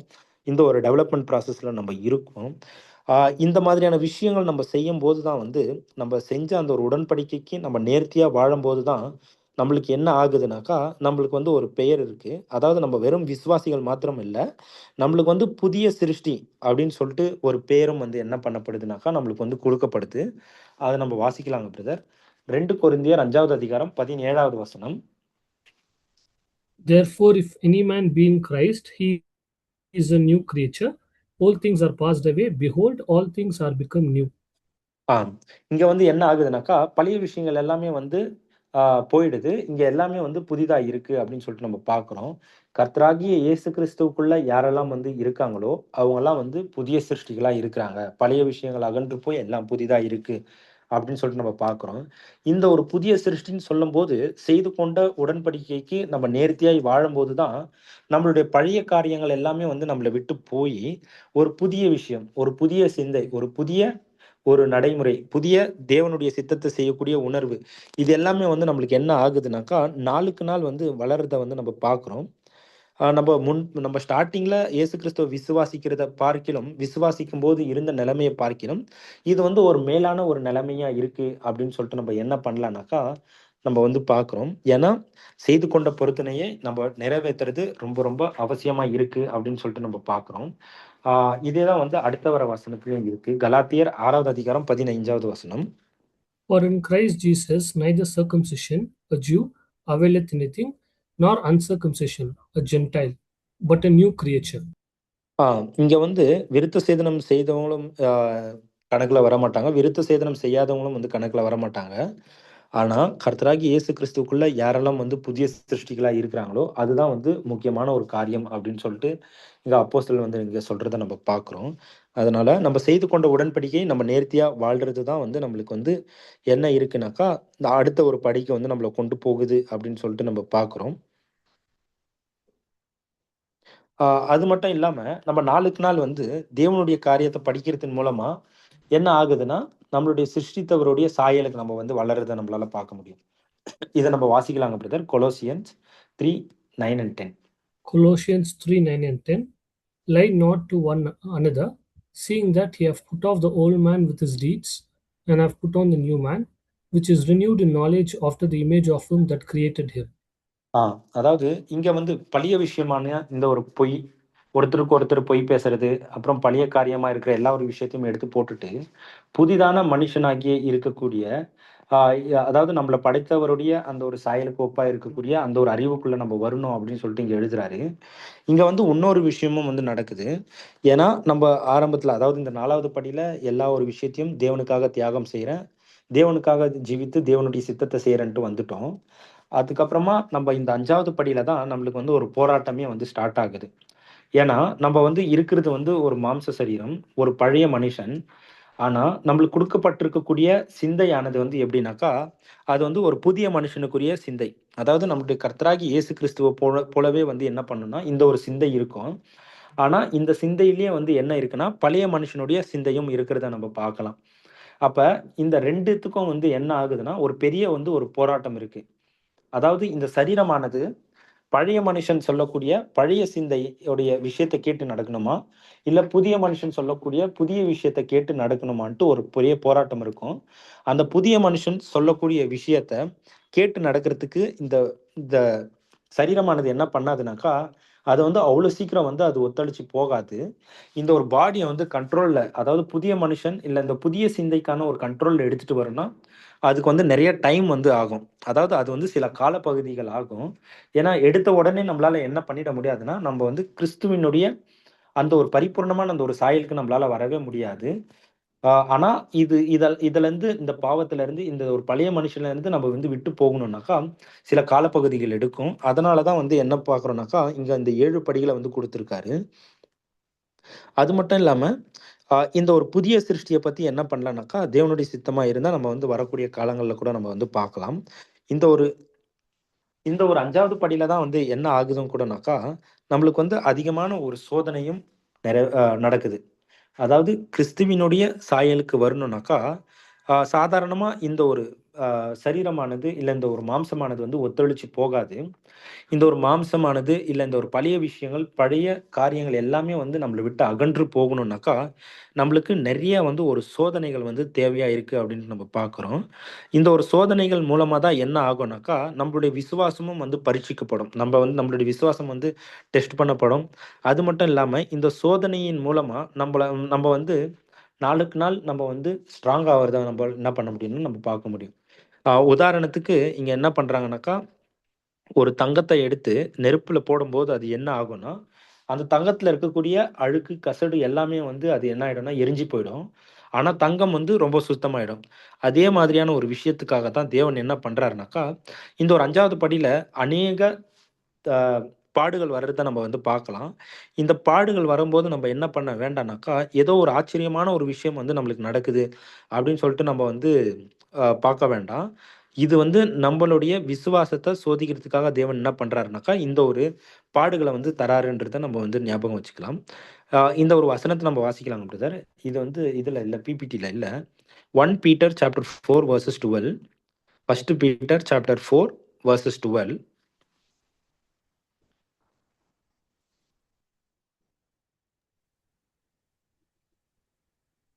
Beloved, think it not strange concerning the fairy trial which is to try you, as though some strange thing happened unto you. இங்க வந்து நம்மளுக்கு நடக்கக்கூடிய இந்த ஒரு பாடுகள் வந்து, ஏதோ புதிதாய் நடந்திருக்கக்கூடிய விஷயம்னு சொல்லிட்டு ஆச்சரியப்பட வேண்டாம் அப்படின்னு சொல்லிட்டு என்ன பண்றாருன்னா, இங்க பேதுரு வந்து எழுதுறத நம்ம பார்க்குறோம். ஏன்னாக்கா நம்முடைய விசுவாசமானது சோதிக்கப்பட்டு, அது உத்தமம் என்று அது விளங்கும்போது என்ன ஆகும்னாக்கா, நம்மளுக்கு வந்து அந்த கனம், மகிமை, அழியாமை வந்து குடுக்கறதுக்கு அது வந்து வழிவகுக்குது அப்படின்னு சொல்லிட்டு நம்ம என்ன பண்றோம்னா, நம்ம பார்க்குறோம். அது மட்டும் இல்லாம நம்மளுக்கு வரக்கூடிய பாடுகள் தான் வந்து, நம்மள வந்து கர்த்தராகிய இயேசு கிறிஸ்துவோடைய சாயலுக்கு வந்து அது கொண்டு போகும் அப்படின்னு சொல்லிட்டு நம்ம பார்க்குறோம். பாடுகளே வந்து நம்மளுக்கு வரலனாக்கா, நம்ம செய்து கொண்ட அந்த ஒரு உடன்படிக்கையை நிறைவேத்துறதுக்கு தவறுறதுக்கான அதிக வாய்ப்பு இருக்கிறத கூட என்ன பண்றோம்னா, நம்ம அநேக உதாரணங்கள்ல நம்ம பார்க்கலாம். இந்த ஒரு 5வது படியில தான் என்ன ஆகுதுனாக்கா, அ அதாவது ஸ்வீட் அண்ட் பிட்டர் இந்த 2 விஷயத்தையுமே வந்து நம்ம என்ன பண்றோம்னா, நம்ம வந்து நம்மளுடைய சோதனைகள்ல நம்ம வந்து பரீட்சிக்கப்படுறோம் அப்படின்னு சொல்லிட்டு நம்ம பார்க்குறோம். இந்த ஒரு 5வது படியில நம்ம தேவனுடைய திட்டத்த புரிஞ்சுக்கிட்டு, ஒப்பு கொடுத்து நம்ம வந்து அத செய்யறது தான் வந்து இந்த 5வது படியா இருக்கு. இந்த 5வது படி ஏறெடுத்தவங்க வந்து அடுத்தது 6வது படிக்கு அவங்க வந்து கடந்து போறாங்க. இந்த 6வது படி என்னன்னாக்கா, cultivation of the fruit of love. அதாவது இந்த அன்பு எண்ணக்கூடிய இந்த ஒரு கனிய வந்து அதிக அதிகமா அத வந்து என்ன பண்றாங்கனாக்கா, தங்களுக்குள்ள அத வந்து வளர்த்துக்கிறத நம்ம பார்க்குறோம். அந்த ஒரு பரிபூர்ணமான அன்பு நம்மளுக்குள்ள வளரணும்னா, இந்த ஒரு 6வது படியில தான் அது வந்து என்ன ஆகுதுன்னா, நடக்கிறதா இருக்கு. அ இந்த ஒரு அன்பினுடைய இந்த ஒரு கனிய குறிச்சு பேசும்போது அப்போஸ்தலன் என்ன பண்றாருனாக்கா, கலாத்தியர் 5வது அதிகாரம் 22வது வசனத்துல அந்த அன்பின் கனிகள வந்து பேசுறாரு. இத வாசிக்கலாங்க brother. Galatians chapter 5 verses 22. But the fruit of the Spirit is love, joy, peace, long suffering, gentleness, goodness. ஆ. இந்த மாதிரியான ஒரு விஷயங்கள்லாம் வந்து என்ன ஆகுதுனாக்கா, நம்மளுக்குள்ள பரிபூரணமா வந்து வளர்ந்து வர்றதுக்கான ஒரு ஸ்டேஜ். இந்த ஒரு விஷயமானது என்ன ஆகுதுனாக்கா, 4வது படியிலேயே இது வந்து தொடங்கிடுது. 4வது படியிலேயே நம்மளுக்கு வந்து அந்த ஒரு சிந்தை வந்துருது. தேவனுடைய சித்தத்த நம்ம செய்யணும் அப்படின்றது. அப்பவே வந்து இது நம்மளுக்குள்ள செயல்ல வருது. ஆனா, இந்த ஒரு 6வது படியில தான் என்ன ஆகுதுன்னா, அது வந்து ஒரு பரிபூரணத்துக்கு வர்றதுக்கு வந்து அதிக வாய்ப்பு வந்து இருக்கிறதா நம்ம பார்க்குறோம். இந்த ஒரு அன்பின் கனிய குறிச்சு நம்ம பார்க்கும்போது, அது ஃபர்ஸ்ட்டு எப்படி இருக்கும்னாக்கா, ஒரு விதைய வந்து இந்த பூமியில போட்டு ஆ மறைச்சு வைக்கிற மாதிரி இருக்கும். அந்த விதை வந்து ஒரேடியா என்ன ஆகாதுன்னா, ஒரு மரமா அது வந்து வளர்ந்து வராது. ஆனா, அது மரமா வளர்ந்து வரணும்னா, அதுக்குன்னே வந்து சில ப்ராசஸ் இருக்கு, சில ஸ்டேஜஸ் இருக்கு அப்படின்னு சொல்லிட்டு நம்ம பார்க்குறோம். முதல்ல அது என்ன ஆகும்னா, பூமியில வந்து அது என்ன பண்ணப்படணும்னா, அது வந்து விதைக்கப்படணும். விதைக்கப்பட்டது என்ன ஆகும்னா, கொஞ்ச நாள் விட்டு அது வந்து கொஞ்சமா துளிர் விட்டு முளைச்சு வரும். அதுக்கப்புறமா என்ன ஆகும்னா, அது வந்து வேர் விட்டு, இன்னும் கொஞ்சம் பெருசா வந்து ஒரு செடியாக அது வந்து வளர்ந்து வரும் அப்படின்னு நம்ம பார்க்குறோம். அது வந்து அந்த செடியா இருக்கக்கூடிய அந்த ஒரு நிலைமைய கடந்து, அது வந்து மரமா அடுத்தது வந்து அது வளர்ந்து வருது. இப்ப மரமா வந்த உடனே நம்மளால என்ன பண்ண முடியாதுன்னா, அதோட கனிய வந்து நம்மளால எதிர்பார்க்க முடியாது. அதே போல தான் கிறிஸ்தவனுடைய ஜீவியத்திலும், நம்ம வந்து இம்மீடியட்டா நம்ம வந்து பாப்டிசம் எடுத்த உடனே, நம்மளுக்குள்ள எல்லா அந்த ஆவிக்குரிய கனிகளும் வந்துரும் அப்படின்னு சொல்லிட்டு நம்மளால என்ன பண்ண கூடாதுனாக்கா, நம்ம வந்து எதிர்பார்க்கக்கூடாது. ஆனா, இது வளர்த்துக்கிறதுக்கு நம்மளுக்கு வந்து ரொம்ப ரொம்ப அவசியமா இருக்கு. அதுக்கு உண்டான எஃபோர்ட்ட வந்து நம்ம போடும்போது என்ன ஆகும்னாக்கா, ஏற்ற கனிய வந்து அந்த காலத்துல வந்து அது குடுக்கும் அப்படின்னு சொல்லிட்டு நம்ம என்ன பண்றோம்னா, நம்ம பார்க்குறோம். அதேபோல இந்த அன்பானது இங்க வந்து ஒரு மரமாக வளர்ந்து வந்துட்ட உடனே, அடுத்தது அது என்ன ஆகும்னாக்கா, அது வந்து பூ விடும். ஆ அதுக்கப்புறமா ஒரு காய் ஆகும். காய் ஆயிட்டு அதுக்கப்புறமா அது அது ஒரு கனியா வந்து வளர்ந்து வர்றத நம்ம பார்க்குறோம். இப்ப இந்த விதைக்கே வந்து இவ்வளோ பெரிய ஒரு ப்ராசஸ் இருக்கு. அந்த விதையில இருந்து அது செடியாகி, மரமாகி, அதுக்கப்புறமா பழம் வரணும்னாக்கா இவ்வளோ பெரிய விஷயம் இருக்கு. இத பார்க்கிலும் ஒரு புதிய சிருஷ்டி, அதாவது தேவன் ஏற்படுத்தி வச்சிருக்கக்கூடிய இந்த பெரிதான ஒரு அழைப்புல, நம்மளுடைய கர்த்தராகிய இயேசு கிறிஸ்துவோடைய சாயலுக்கு, அதாவது ஒரு விழுந்து போன ஒரு மனுஷன் கர்த்தராகிய இயேசு கிறிஸ்துவோடைய சாயலுக்கு வரணும்னா, கண்டிப்பா அதுக்கே வந்து ஒரு குறிப்பிட்ட காலப்பகுதி இருக்கும். அதுக்கே தேவையான சில எஃபர்ட்ஸ வந்து என்ன பண்ணி ஆகணும்னா, நம்ம வந்து போட்டே ஆகணும் அப்படின்னு நம்ம பார்க்குறோம். இந்த ஒரு 6வது நிலைமையில, இந்த ஒரு 6வது படியில என்ன ஆகுதுன்னா, அந்த ஒரு ஆவிக்குரிய கனிகள், இல்ல அந்த அன்பின் கனி வந்து அதிகமா வந்து நம்மளுக்குள்ள வளர்ந்திருக்கிறத நம்ம பார்க்குறோம். இப்பதான் கொஞ்ச நேரத்துக்கு முன்னாடி என்ன பண்ணோம்னாக்கா, அந்த ஒரு ஆவியின் கனிகள் எதுன்னு சொல்லிட்டு நம்ம படிச்சோம். அது என்னன்னாக்கா, love, joy, peace, patience, gentleness, goodness, faith. இப்படி போன்ற விஷயங்கள் வந்து என்ன ஆகுதுன்னா, நம்மளுக்குள்ள அதிகமா வளர்ந்து வர்றது தான் இந்த ஒரு 6வது படியா இருக்கு அப்படின்னு சொல்லிட்டு நம்ம பார்க்குறோம்.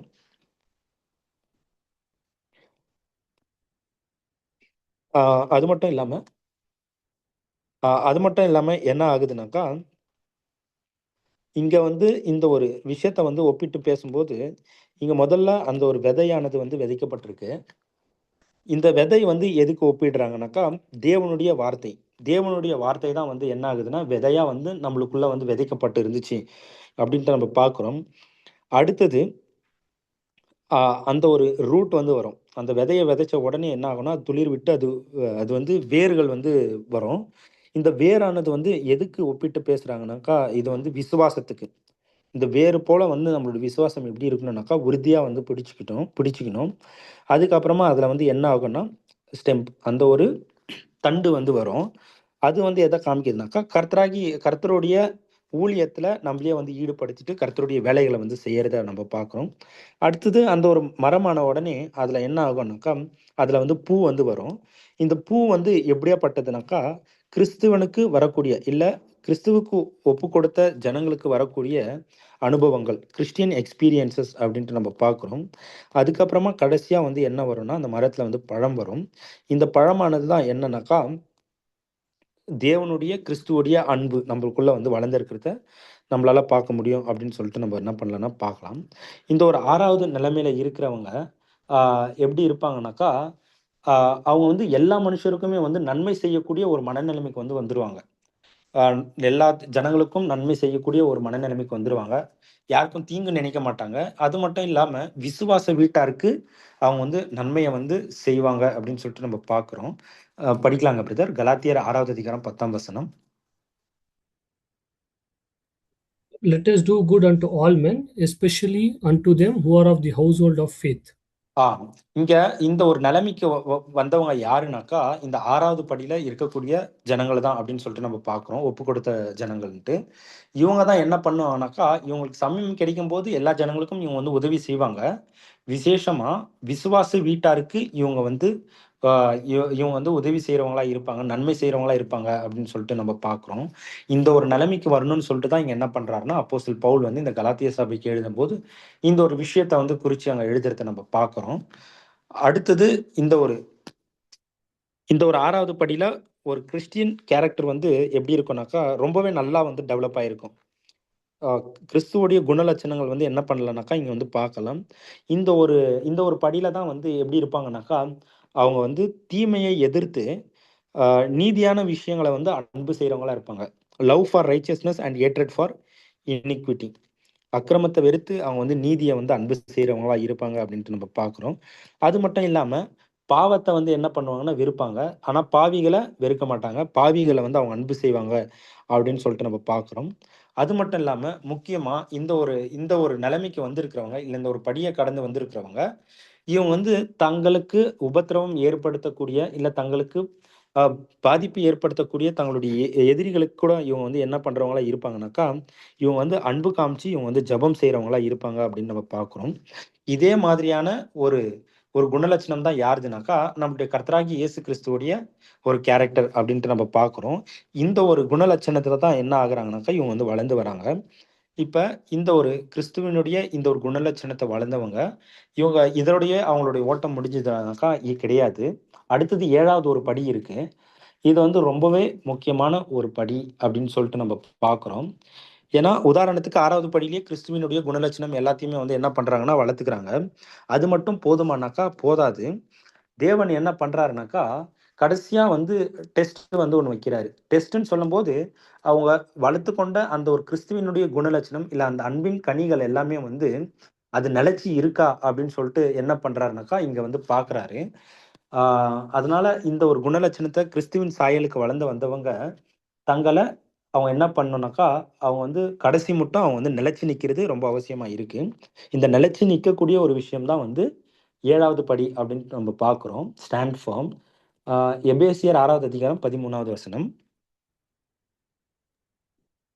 Wherefore take unto you the whole armor of God, that ye may be able to withstand in the evil day, and having done all, to stand. And having ton all to stand அப்படின்ட்டு சொல்றாரு. அதாவது இங்க 6வது படிய கடந்து 6வது படியில இருக்கிறவங்க இந்த 7வது படிக்கு வரணும்னா, தங்களையும் அவங்க வந்து என்ன பண்ணணும்னா, அந்த சர்வாயுத வர்க்கத்தை எடுத்துட்டு, அவங்க வந்து அந்த தீங்கு நாளுக்கு முன்பதாக அவங்க வந்து எதிர்த்து நிக்கிறதுக்காக அவங்க தங்களையும் வந்து அவங்க ஆயத்தப்படுத்திக்கணும். அது மட்டும் இல்லாம, எந்த ஒரு விஷயமும் வந்தாலும் அவங்க வந்து நிலைச்சு நிக்கக்கூடிய ஒரு நிலைமையில இருக்கணும் அப்படின்னு சொல்லிட்டு நம்ம பார்க்கிறோம். அது மட்டும் இல்லாம, இங்க நம்ம கர்த்தர் சொல்லும்போது, "மரண பரியந்தமும் நிலைத்து நிக்கிறவனே ரட்சிக்கப்படுவான்" அப்படின்ட்டு சொல்றாரு. இது எல்லாமே யாருக்கு தான் வந்து சொல்றாருனாக்கா, யாரு கர்த்தராகிய இயேசு கிறிஸ்துவுடைய குணலட்சணத்துல வளர்ந்திருக்காங்களோ, அவங்க விழுந்து போறதுக்கு அதிகமான ஒரு வாய்ப்பு இருக்கு. ஆனா, எல்லா வரக்கூடிய பாடுகள், கஷ்டங்கள், அப்புறம் வரக்கூடிய ட்ரையல்ஸ் அண்ட் டெம்ப்டேஷன்ல எல்லாத்துல இருந்தும் யாரு வந்து கடைசி மட்டும் நிலைச்சு நிக்கிறாங்களோ, அவங்க தான் வந்து ரட்சிக்கப்படுவாங்க அப்படின்ட்டு சொல்றாரு. இத நம்ம வாசிக்கலாங்க பிரதர். மத்தேயு 24:13. But he that shall endure unto the end, the same be saved. அதாவது மரண பரியந்தம் நிலைத்து நிற்கிறவனே ரட்சிக்கப்படுவான் அப்படின்ட்டு சொல்றாரு. அதே போல revelation 2:10. Be thou faithful unto death, and I will give thee a crown of life. அதாவது இந்த 7வது படின்றது நம்மளுடைய மரண பரியந்தமும் நம்ம வந்து நிலைச்சு நிக்கணும். அதாவது நம்ம வளர்த்துக்கொண்ட அந்த ஒரு கிறிஸ்துவின் குணலட்சணத்துல நம்மளுடைய மரண பரியந்தமும் நம்ம வந்து நிலைச்சு இருந்தாதான், நம்மளுக்கு வந்து அந்த ஜீவ கிரீடமானது நம்மளுக்கு வந்து கொடுக்கப்படும் அப்படின்னு சொல்லிட்டு நம்ம என்ன பண்றோம்னா, நம்ம வந்து பார்க்குறோம். இந்த ஒரு 7வது படியில நம்ம வந்து நிலைச்சு நிக்கணும்னாக்கா, ஒரு கேரக்டர் வந்து நம்மளுக்கு வந்து ரொம்ப ரொம்ப அவசியமா இருக்கு. இந்த ஒரு குணலட்சணம், அதாவது இந்த ஒரு கிறிஸ்துவின் குணலட்சணம் மாத்திரம் நம்மளுக்குள்ள இல்லனாக்கா, மத்த எந்த குணலட்சணம் நம்ம வளர்த்திருந்தாலும், அதுல நம்ம வந்து நிலைத்தே இருக்க முடியாது அப்படின்ட்டு நம்ம பார்க்கிறோம். அப்படியாப்பட்ட ஒரு குணலட்சணம் இந்த ஒரு 7வது படியில ரொம்ப ரொம்ப அவசியமா இருக்கிறது எதுனாக்கா, இந்த ஒரு பேஷியன்ஸ். அதாவது இந்த ஒரு நீடிய பொறுமை. இது இருந்தா தான் நம்மளால என்ன பண்ண முடியும்னாக்கா, நம்மளால இந்த 7வது படியில நம்ம சக்சஸ்ஃபுல்லா அத நிலைச்சு நிக்க முடியும்னு பார்க்கிறோம். இது நம்ம வசனத்திலேயே வாசிக்கலாம். யாக்கோபு 1வது அதிகாரம் 4ஆம் வசனம். Let patience have her perfect work, that ye may be perfect and entire, wanting nothing. ம். இங்க பேஷன்ஸ் வந்து அதோட பெர்ஃபெக்ட் ஒர்க் பண்ணட்டும் அப்படின்ட்டு என்ன பண்றாருன்னா சொல்றாரு. அப்ப இந்த பேஷன்ஸ் நம்மகிட்ட இருக்கும்போது என்ன ஆகுதுனாக்கா, நம்ம வந்து முழுசா அதாவது பரிபூரணமா இருப்போம். நம்மளுக்கு எந்த ஒரு குறையும் இருக்காது அப்படின்ட்டு சொல்றாரு. Let patience have a perfect work that ye may be perfect and entire, wanting nothing அப்படின்னு சொல்லும்போது, இந்த வசனமானது யாருக்கு தான் அதிகமா அது பொருந்தி வரும்னாக்கா, யாரு கர்த்தராகி இயேசு கிறிஸ்துவினுடைய குணலட்சணத்துல அதிகமா வளர்த்து கொண்டு இருக்கிறாங்களோ அவங்களுக்கு தான் வந்துட்டு நம்ம பார்க்கிறோம். அவங்களுக்கு அறிவுரை சொல்றதுக்காக தான் இங்க யாக்கோபு வந்து என்ன பண்ணியிருக்காருன்னா, இதை எழுதியிருக்காரு அப்படின்னு நம்ம பார்க்கலாம்.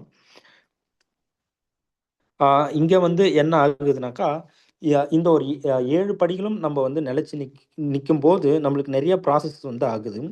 அதாவது எப்படி வந்து ஒரு சிற்பிய வந்து கையாளக்கூடியவர் வந்து என்ன பண்ணுவாருனாக்கா, அத வந்து அநேக ப்ராசஸ்ல வந்து கொண்டு போவாரு. ஒரு கல் எடுப்பாரு. கல் எடுத்து அத வந்து என்ன பண்ணுவாருனாக்கா, அது வந்து செதுக்குவாரு. அதே அந்த கல்லுக்கு வந்து உயிர் இருந்துச்சுன்னா என்ன இருக்கும்னாக்கா, அதுக்கு வந்து வலிக்கும் அப்படின்னு நம்ம பார்க்குறோம். அதே போல தான் நம்மளுக்கு நம்மளுடைய பிதாவாகிய தேவன் வந்து நம்மள அப்படியே விட்டுறது கிடையாது. நம்ம எப்ப தேவன்கிட்ட நம்ம முழுதா நம்ம வந்து ஒப்புக் கொடுக்கும்போது, தேவனே வந்து அத நம்மள வந்து என்ன பண்றாருனாக்கா, நம்மள எடுத்து அந்த கல்ல எப்படி அந்த ஒரு சிற்பாளர் வந்து அத செதுக்குறாரோ, அதே போல தேவன் வந்து நம்மளுடைய குணலட்சணங்கள வந்து கிறிஸ்துவின் குணலட்சணத்த போல இருக்கணும்னு சொல்ட்டு நம்மள வந்து செதுக்குறாரு. நம்மள பாலிஷ் பண்ணுவாரு. அது எல்லாமே வந்து என்ன ஆகுதுனாக்கா, நம்மளுக்குள்ள கிறிஸ்துவின் குணலட்சணத்த வந்து அது வளர்க்குது. அதுக்கப்புறமா அந்த ஒரு வழிகள்லாம் வந்து வர்றது வந்து எதுக்கு இருக்கு அப்படின்னு நம்ம பார்க்குறோம்னாக்கா, கிறிஸ்து கிறிஸ்துவனுக்கு வரக்கூடிய அந்த ஒரு அனுபவங்கள்ன்ட்டு பார்க்குறோம். இந்த ஒரு விஷயம் எல்லாமே வந்து நம்மளுக்கு வந்து ரொம்ப தேவையா இருக்கு அப்படின்ட்டு நம்ம என்ன பண்றோம்னா நம்ம பார்க்குறோம். இந்த ஒரு ப்ராசஸ்க்குள்ள கடந்து போனா தான் அந்த ஒரு கல்லானது வந்து ஒரு நல்ல ஒரு பார்க்கறதுக்கு ரொம்ப அழகுள்ளதா வந்து அது வரும் அப்படின்னு நம்ம பார்க்குறோம். ஒரு வஸ்திரமா இருக்கட்டும், ஒரு கல்லானது ஒரு சிலையாக இருக்கட்டும், அது அந்த செதுக்கப்படுதல் அந்த ஒரு ப்ராசஸ் முடிஞ்சா தான் என்ன ஆகும்னா, அது வந்து நல்ல ஒரு பெர்ஃபெக்ஷனுக்குள்ள வரும் அப்படின்ட்டு நம்ம பார்க்குறோம். அதே போல தான் தேவனும் நம்மளுக்கு அநேக விதமான ஆ எக்ஸ்பீரியன்ஸஸ் அதாவது ட்ரையல்ஸ் எல்லாம் குடுத்து நம்மள வந்து என்ன பண்றாருனாக்கா, நம்மள வந்து ஆ இது பண்றாரு. இப்ப நம்ம பழைய ஏற்பாட்டுல பார்க்கும்போது நாகமான் வந்து அந்த 7 முழுக்குகளையும் அவர் வந்து எடுத்தாரு. அவராவே போய் எடுக்கணுன்ட்டு அவருக்கு வந்து மனசு வரல. ஆனா, அவருடைய வேலைக்காரர்கள் தான் என்ன பண்றாங்கனாக்கா, அந்த ஒரு 7வது படி அந்த 7 முழுக்குகளும் எடுக்கிறதுக்கு அவங்க வந்து உதவி செய்றாங்க. ஆ ஒருவேள நாகமான் வந்து என்ன பண்ணியிருக்கலாம்னாக்கா, ஒரு ஒரு முழுக்கு எடுக்கும்போதும், அவருடைய சரீரத்த வந்து அவர் பார்த்திருப்பாரு. பார்க்கும்போது அது குணமாவல, அது சொஸ்தமாகலன்னு தெரிஞ்ச உடனே, கோவத்தோட வந்து அவர் யார பார்த்திருப்பாருனாக்கா, அவர் வந்து தன்னுடைய வேலைக்காரர்கள வந்து பார்த்திருப்பாரு. அப்ப மறுபடியுமாக அந்த வேலைக்காரர்கள் என்ன சொல்லியிருக்கலாம்னாக்கா, இந்த மாரி நீங்க ஒரு ஸ்டெப் எடுத்துட்டீங்க. இந்த இன்னும் 6 ஸ்டெப் இருக்கு. அடுத்த ஸ்டெப்பு அடுத்த ஒரு முழுக்குதல் எடுத்துருங்க அப்டின்ட்டு என்ன பண்ணியிருக்கலாம்னாக்கா, என்கரேஜ் பண்ணியிருக்கலாம். அதே போல ஒவ்வொரு படிக்கும் வந்து தேவன் என்ன பண்றாருனாக்கா, நம்மளுக்கு அநேக விதமான என்கரேஜ்மெண்ட்ஸ் வந்து தராரு. அது வந்து தேவனுடைய சத்திய வார்த்தைகளால இருக்கட்டும், இல்ல ஆ நம்மளுடைய சகோதர, சகோதரிகளா இருக்கட்டும், நம்மளுடைய குடும்பத்தாரா இருக்கட்டும், இந்த மாரி தேவனுடைய ஜனங்கள வச்சு நம்மளுக்கு அநேக விதமான என்கரேஜ்மெண்ட்ஸ் வந்து என்ன பண்ணுவாருனாக்கா, இந்த ஒரு 7 படிகளையும் நம்ம கடந்து வர்றதுக்கு தேவனே வந்து உதவி செய்றாரு அப்படின்னு சொல்லிட்டு நம்ம பார்க்குறோம். இப்ப இந்த 7 படிகளும் நம்ம வந்து சக்சஸ்ஃபுல்லா நம்ம வந்து கடந்து வந்துட்டோம்னாக்கா, எப்படி அங்க நாகமான் வந்து அந்த ஒரு குஷ்ட ரோகத்திலிருந்து விடுதலை பெற்று, ஒரு சிறு குழந்தையினுடைய மாம்சத்த போல அவர் வந்து சொஸ்தமானாரோ, அதே போல இந்த 7 படிகள நம்ம வந்து சக்சஸ்ஃபுல்லா நம்ம கடந்து வரும்போது என்ன ஆயிடும்னாக்கா, நம்பளும் வந்து இந்த பாவமும், பாவத்துக்கு உண்டான இந்த ஒரு மரணமும் மரணத்திலிருந்து நம்ம வந்து விடுதலை பெற்றுருவோம், அப்படின்ட்டு நம்ம பார்க்குறோம். இத நம்ம வாசிக்கலாங்க பிரதர். ரோமன்ஸ் சாப்டர் 7 வெர்சஸ் 24 இது பிபிடில இல்ல. அப்படியே படிங்க பிரதர். Romans 7 versus 24.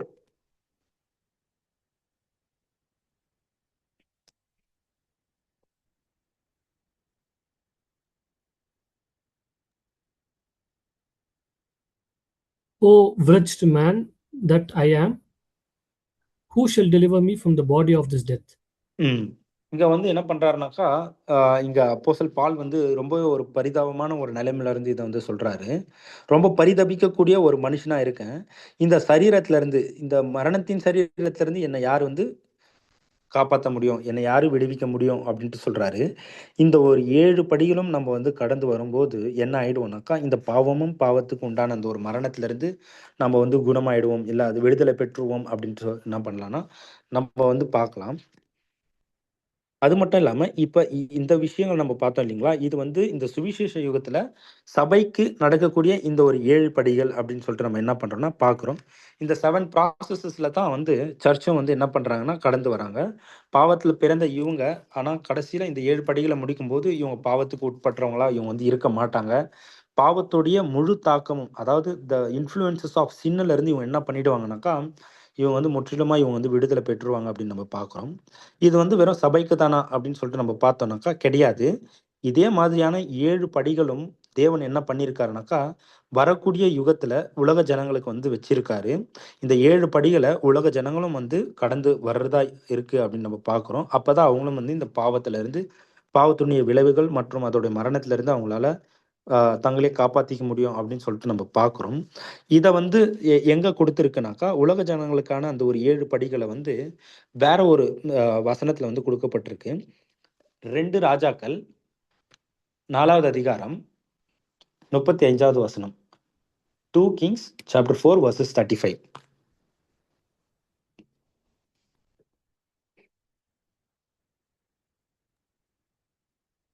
பிரதர். படிக்கிறேன் brother, படிக்கிறேன். Okay, okay. ஸ்கிரீன்ல இருக்குங்க பிரதர். ஸ்கிரீன்ல இருக்கா? இருக்கு. Then he returned and walked in the house to and fro, and went up, and stretched himself upon him. And the child sneezed 7 times, and the child opened his eyes. Okay. இங்க வந்து சைல்டுன்னு சொல்றாங்க இல்லைங்களா? இந்த child வந்து யாருக்கு வந்து அடையாளமா இருக்குனாக்கா, 1000 வருஷம் யுகத்துல வரக்கூடிய உலக ஜனங்களுக்கு தான் இது வந்து அடையாளமா இருக்கு. இங்க வந்து இந்த குழந்தையானது வந்து என்ன ஆகுதுன்னா, அது வந்து செத்துருது. அந்த ஒரு குழந்தைய எடுத்து அங்க ஒரு தீர்க்கதரிசி என்ன பண்றாருனாக்கா, அத எடுக்குறாரு. அப்ப அத தூக்கும்போது என்ன ஆகுதுன்னா, 7 தரம் அது வந்து தும்புறதா இருக்கு. ஸ்னீஸ்டு 7 டைம்ஸ் அப்படின்ட்டு சொல்றாரு. And the child opened his eyes அப்படின்ட்டு இருக்கு. இங்க இந்த 7 தடம் தும்புறது வந்து எதுக்கு இது வந்து இசைவா இருக்குன்னா, எப்படி நாகமான் வந்து அங்க 7 தரம் அவரு யோர்தான்ல வந்து அவர் முழுகி எழுந்திருச்சாரோ, அதே போல இது உலக ஜனங்களும் என்ன பண்ணணும்னா, அந்த 7 தரம் அவங்க வந்து தும்பணும். இல்ல 7 படிகள கடந்து வரணும். அப்பதான் அவங்களுடைய கண்கள், அதாவது அந்த பாவமும், பாவத்தினுடைய விளைவுல இருந்து அவங்க வந்து விடுதலை பெறுவாங்க அப்படின்னு நம்ம பார்க்கிறோம். இது முற்றிலுமா வந்து வேற ஒரு பாடம். இதுதான் வந்து தேவன் இந்த ஒரு பாடத்துல நம்மளுக்கு வந்து வச்சிருக்காரு. அதாவது நாகமான எப்படி பழைய ஏற்பாட்டு அவர் வந்து சுஸ்தமானாரு. அதுல இருந்து நம்மளுக்கு வந்து என்ன பாடம்? அதுல நம்ம எப்படி நம்ம கிறிஸ்துவின் சாயலுக்கு மாறி, அதாவது இந்த பாவமும் பாவத்தின் விளைவில இருந்து நம்மள விடுதலை படுத்திக்கிறதுக்காக தேவன் ஏற்படுத்தி வைத்திருக்கக்கூடிய அந்த ஒரு 7 படிகளை தான் என்ன பண்ணோம்னாக்கா, இந்த ஒரு பாடத்துல நம்ம பார்த்தோம். இந்த ஒரு பாடத்தை கொடுத்த நம்முடைய பிதாவாகிய தேவனுக்கு நம்மளுடைய ரட்சகர் இயேசு கிறிஸ்துவின் மூலமாக நன்றிகளை எடுத்துக்கொள்கிறேன். பொறுமையோட கேட்ட அன்பு சகோதர சகோதரிகளுக்கும் நன்றிகளை எடுத்துக்கொள்கிறேன். ஆமென்.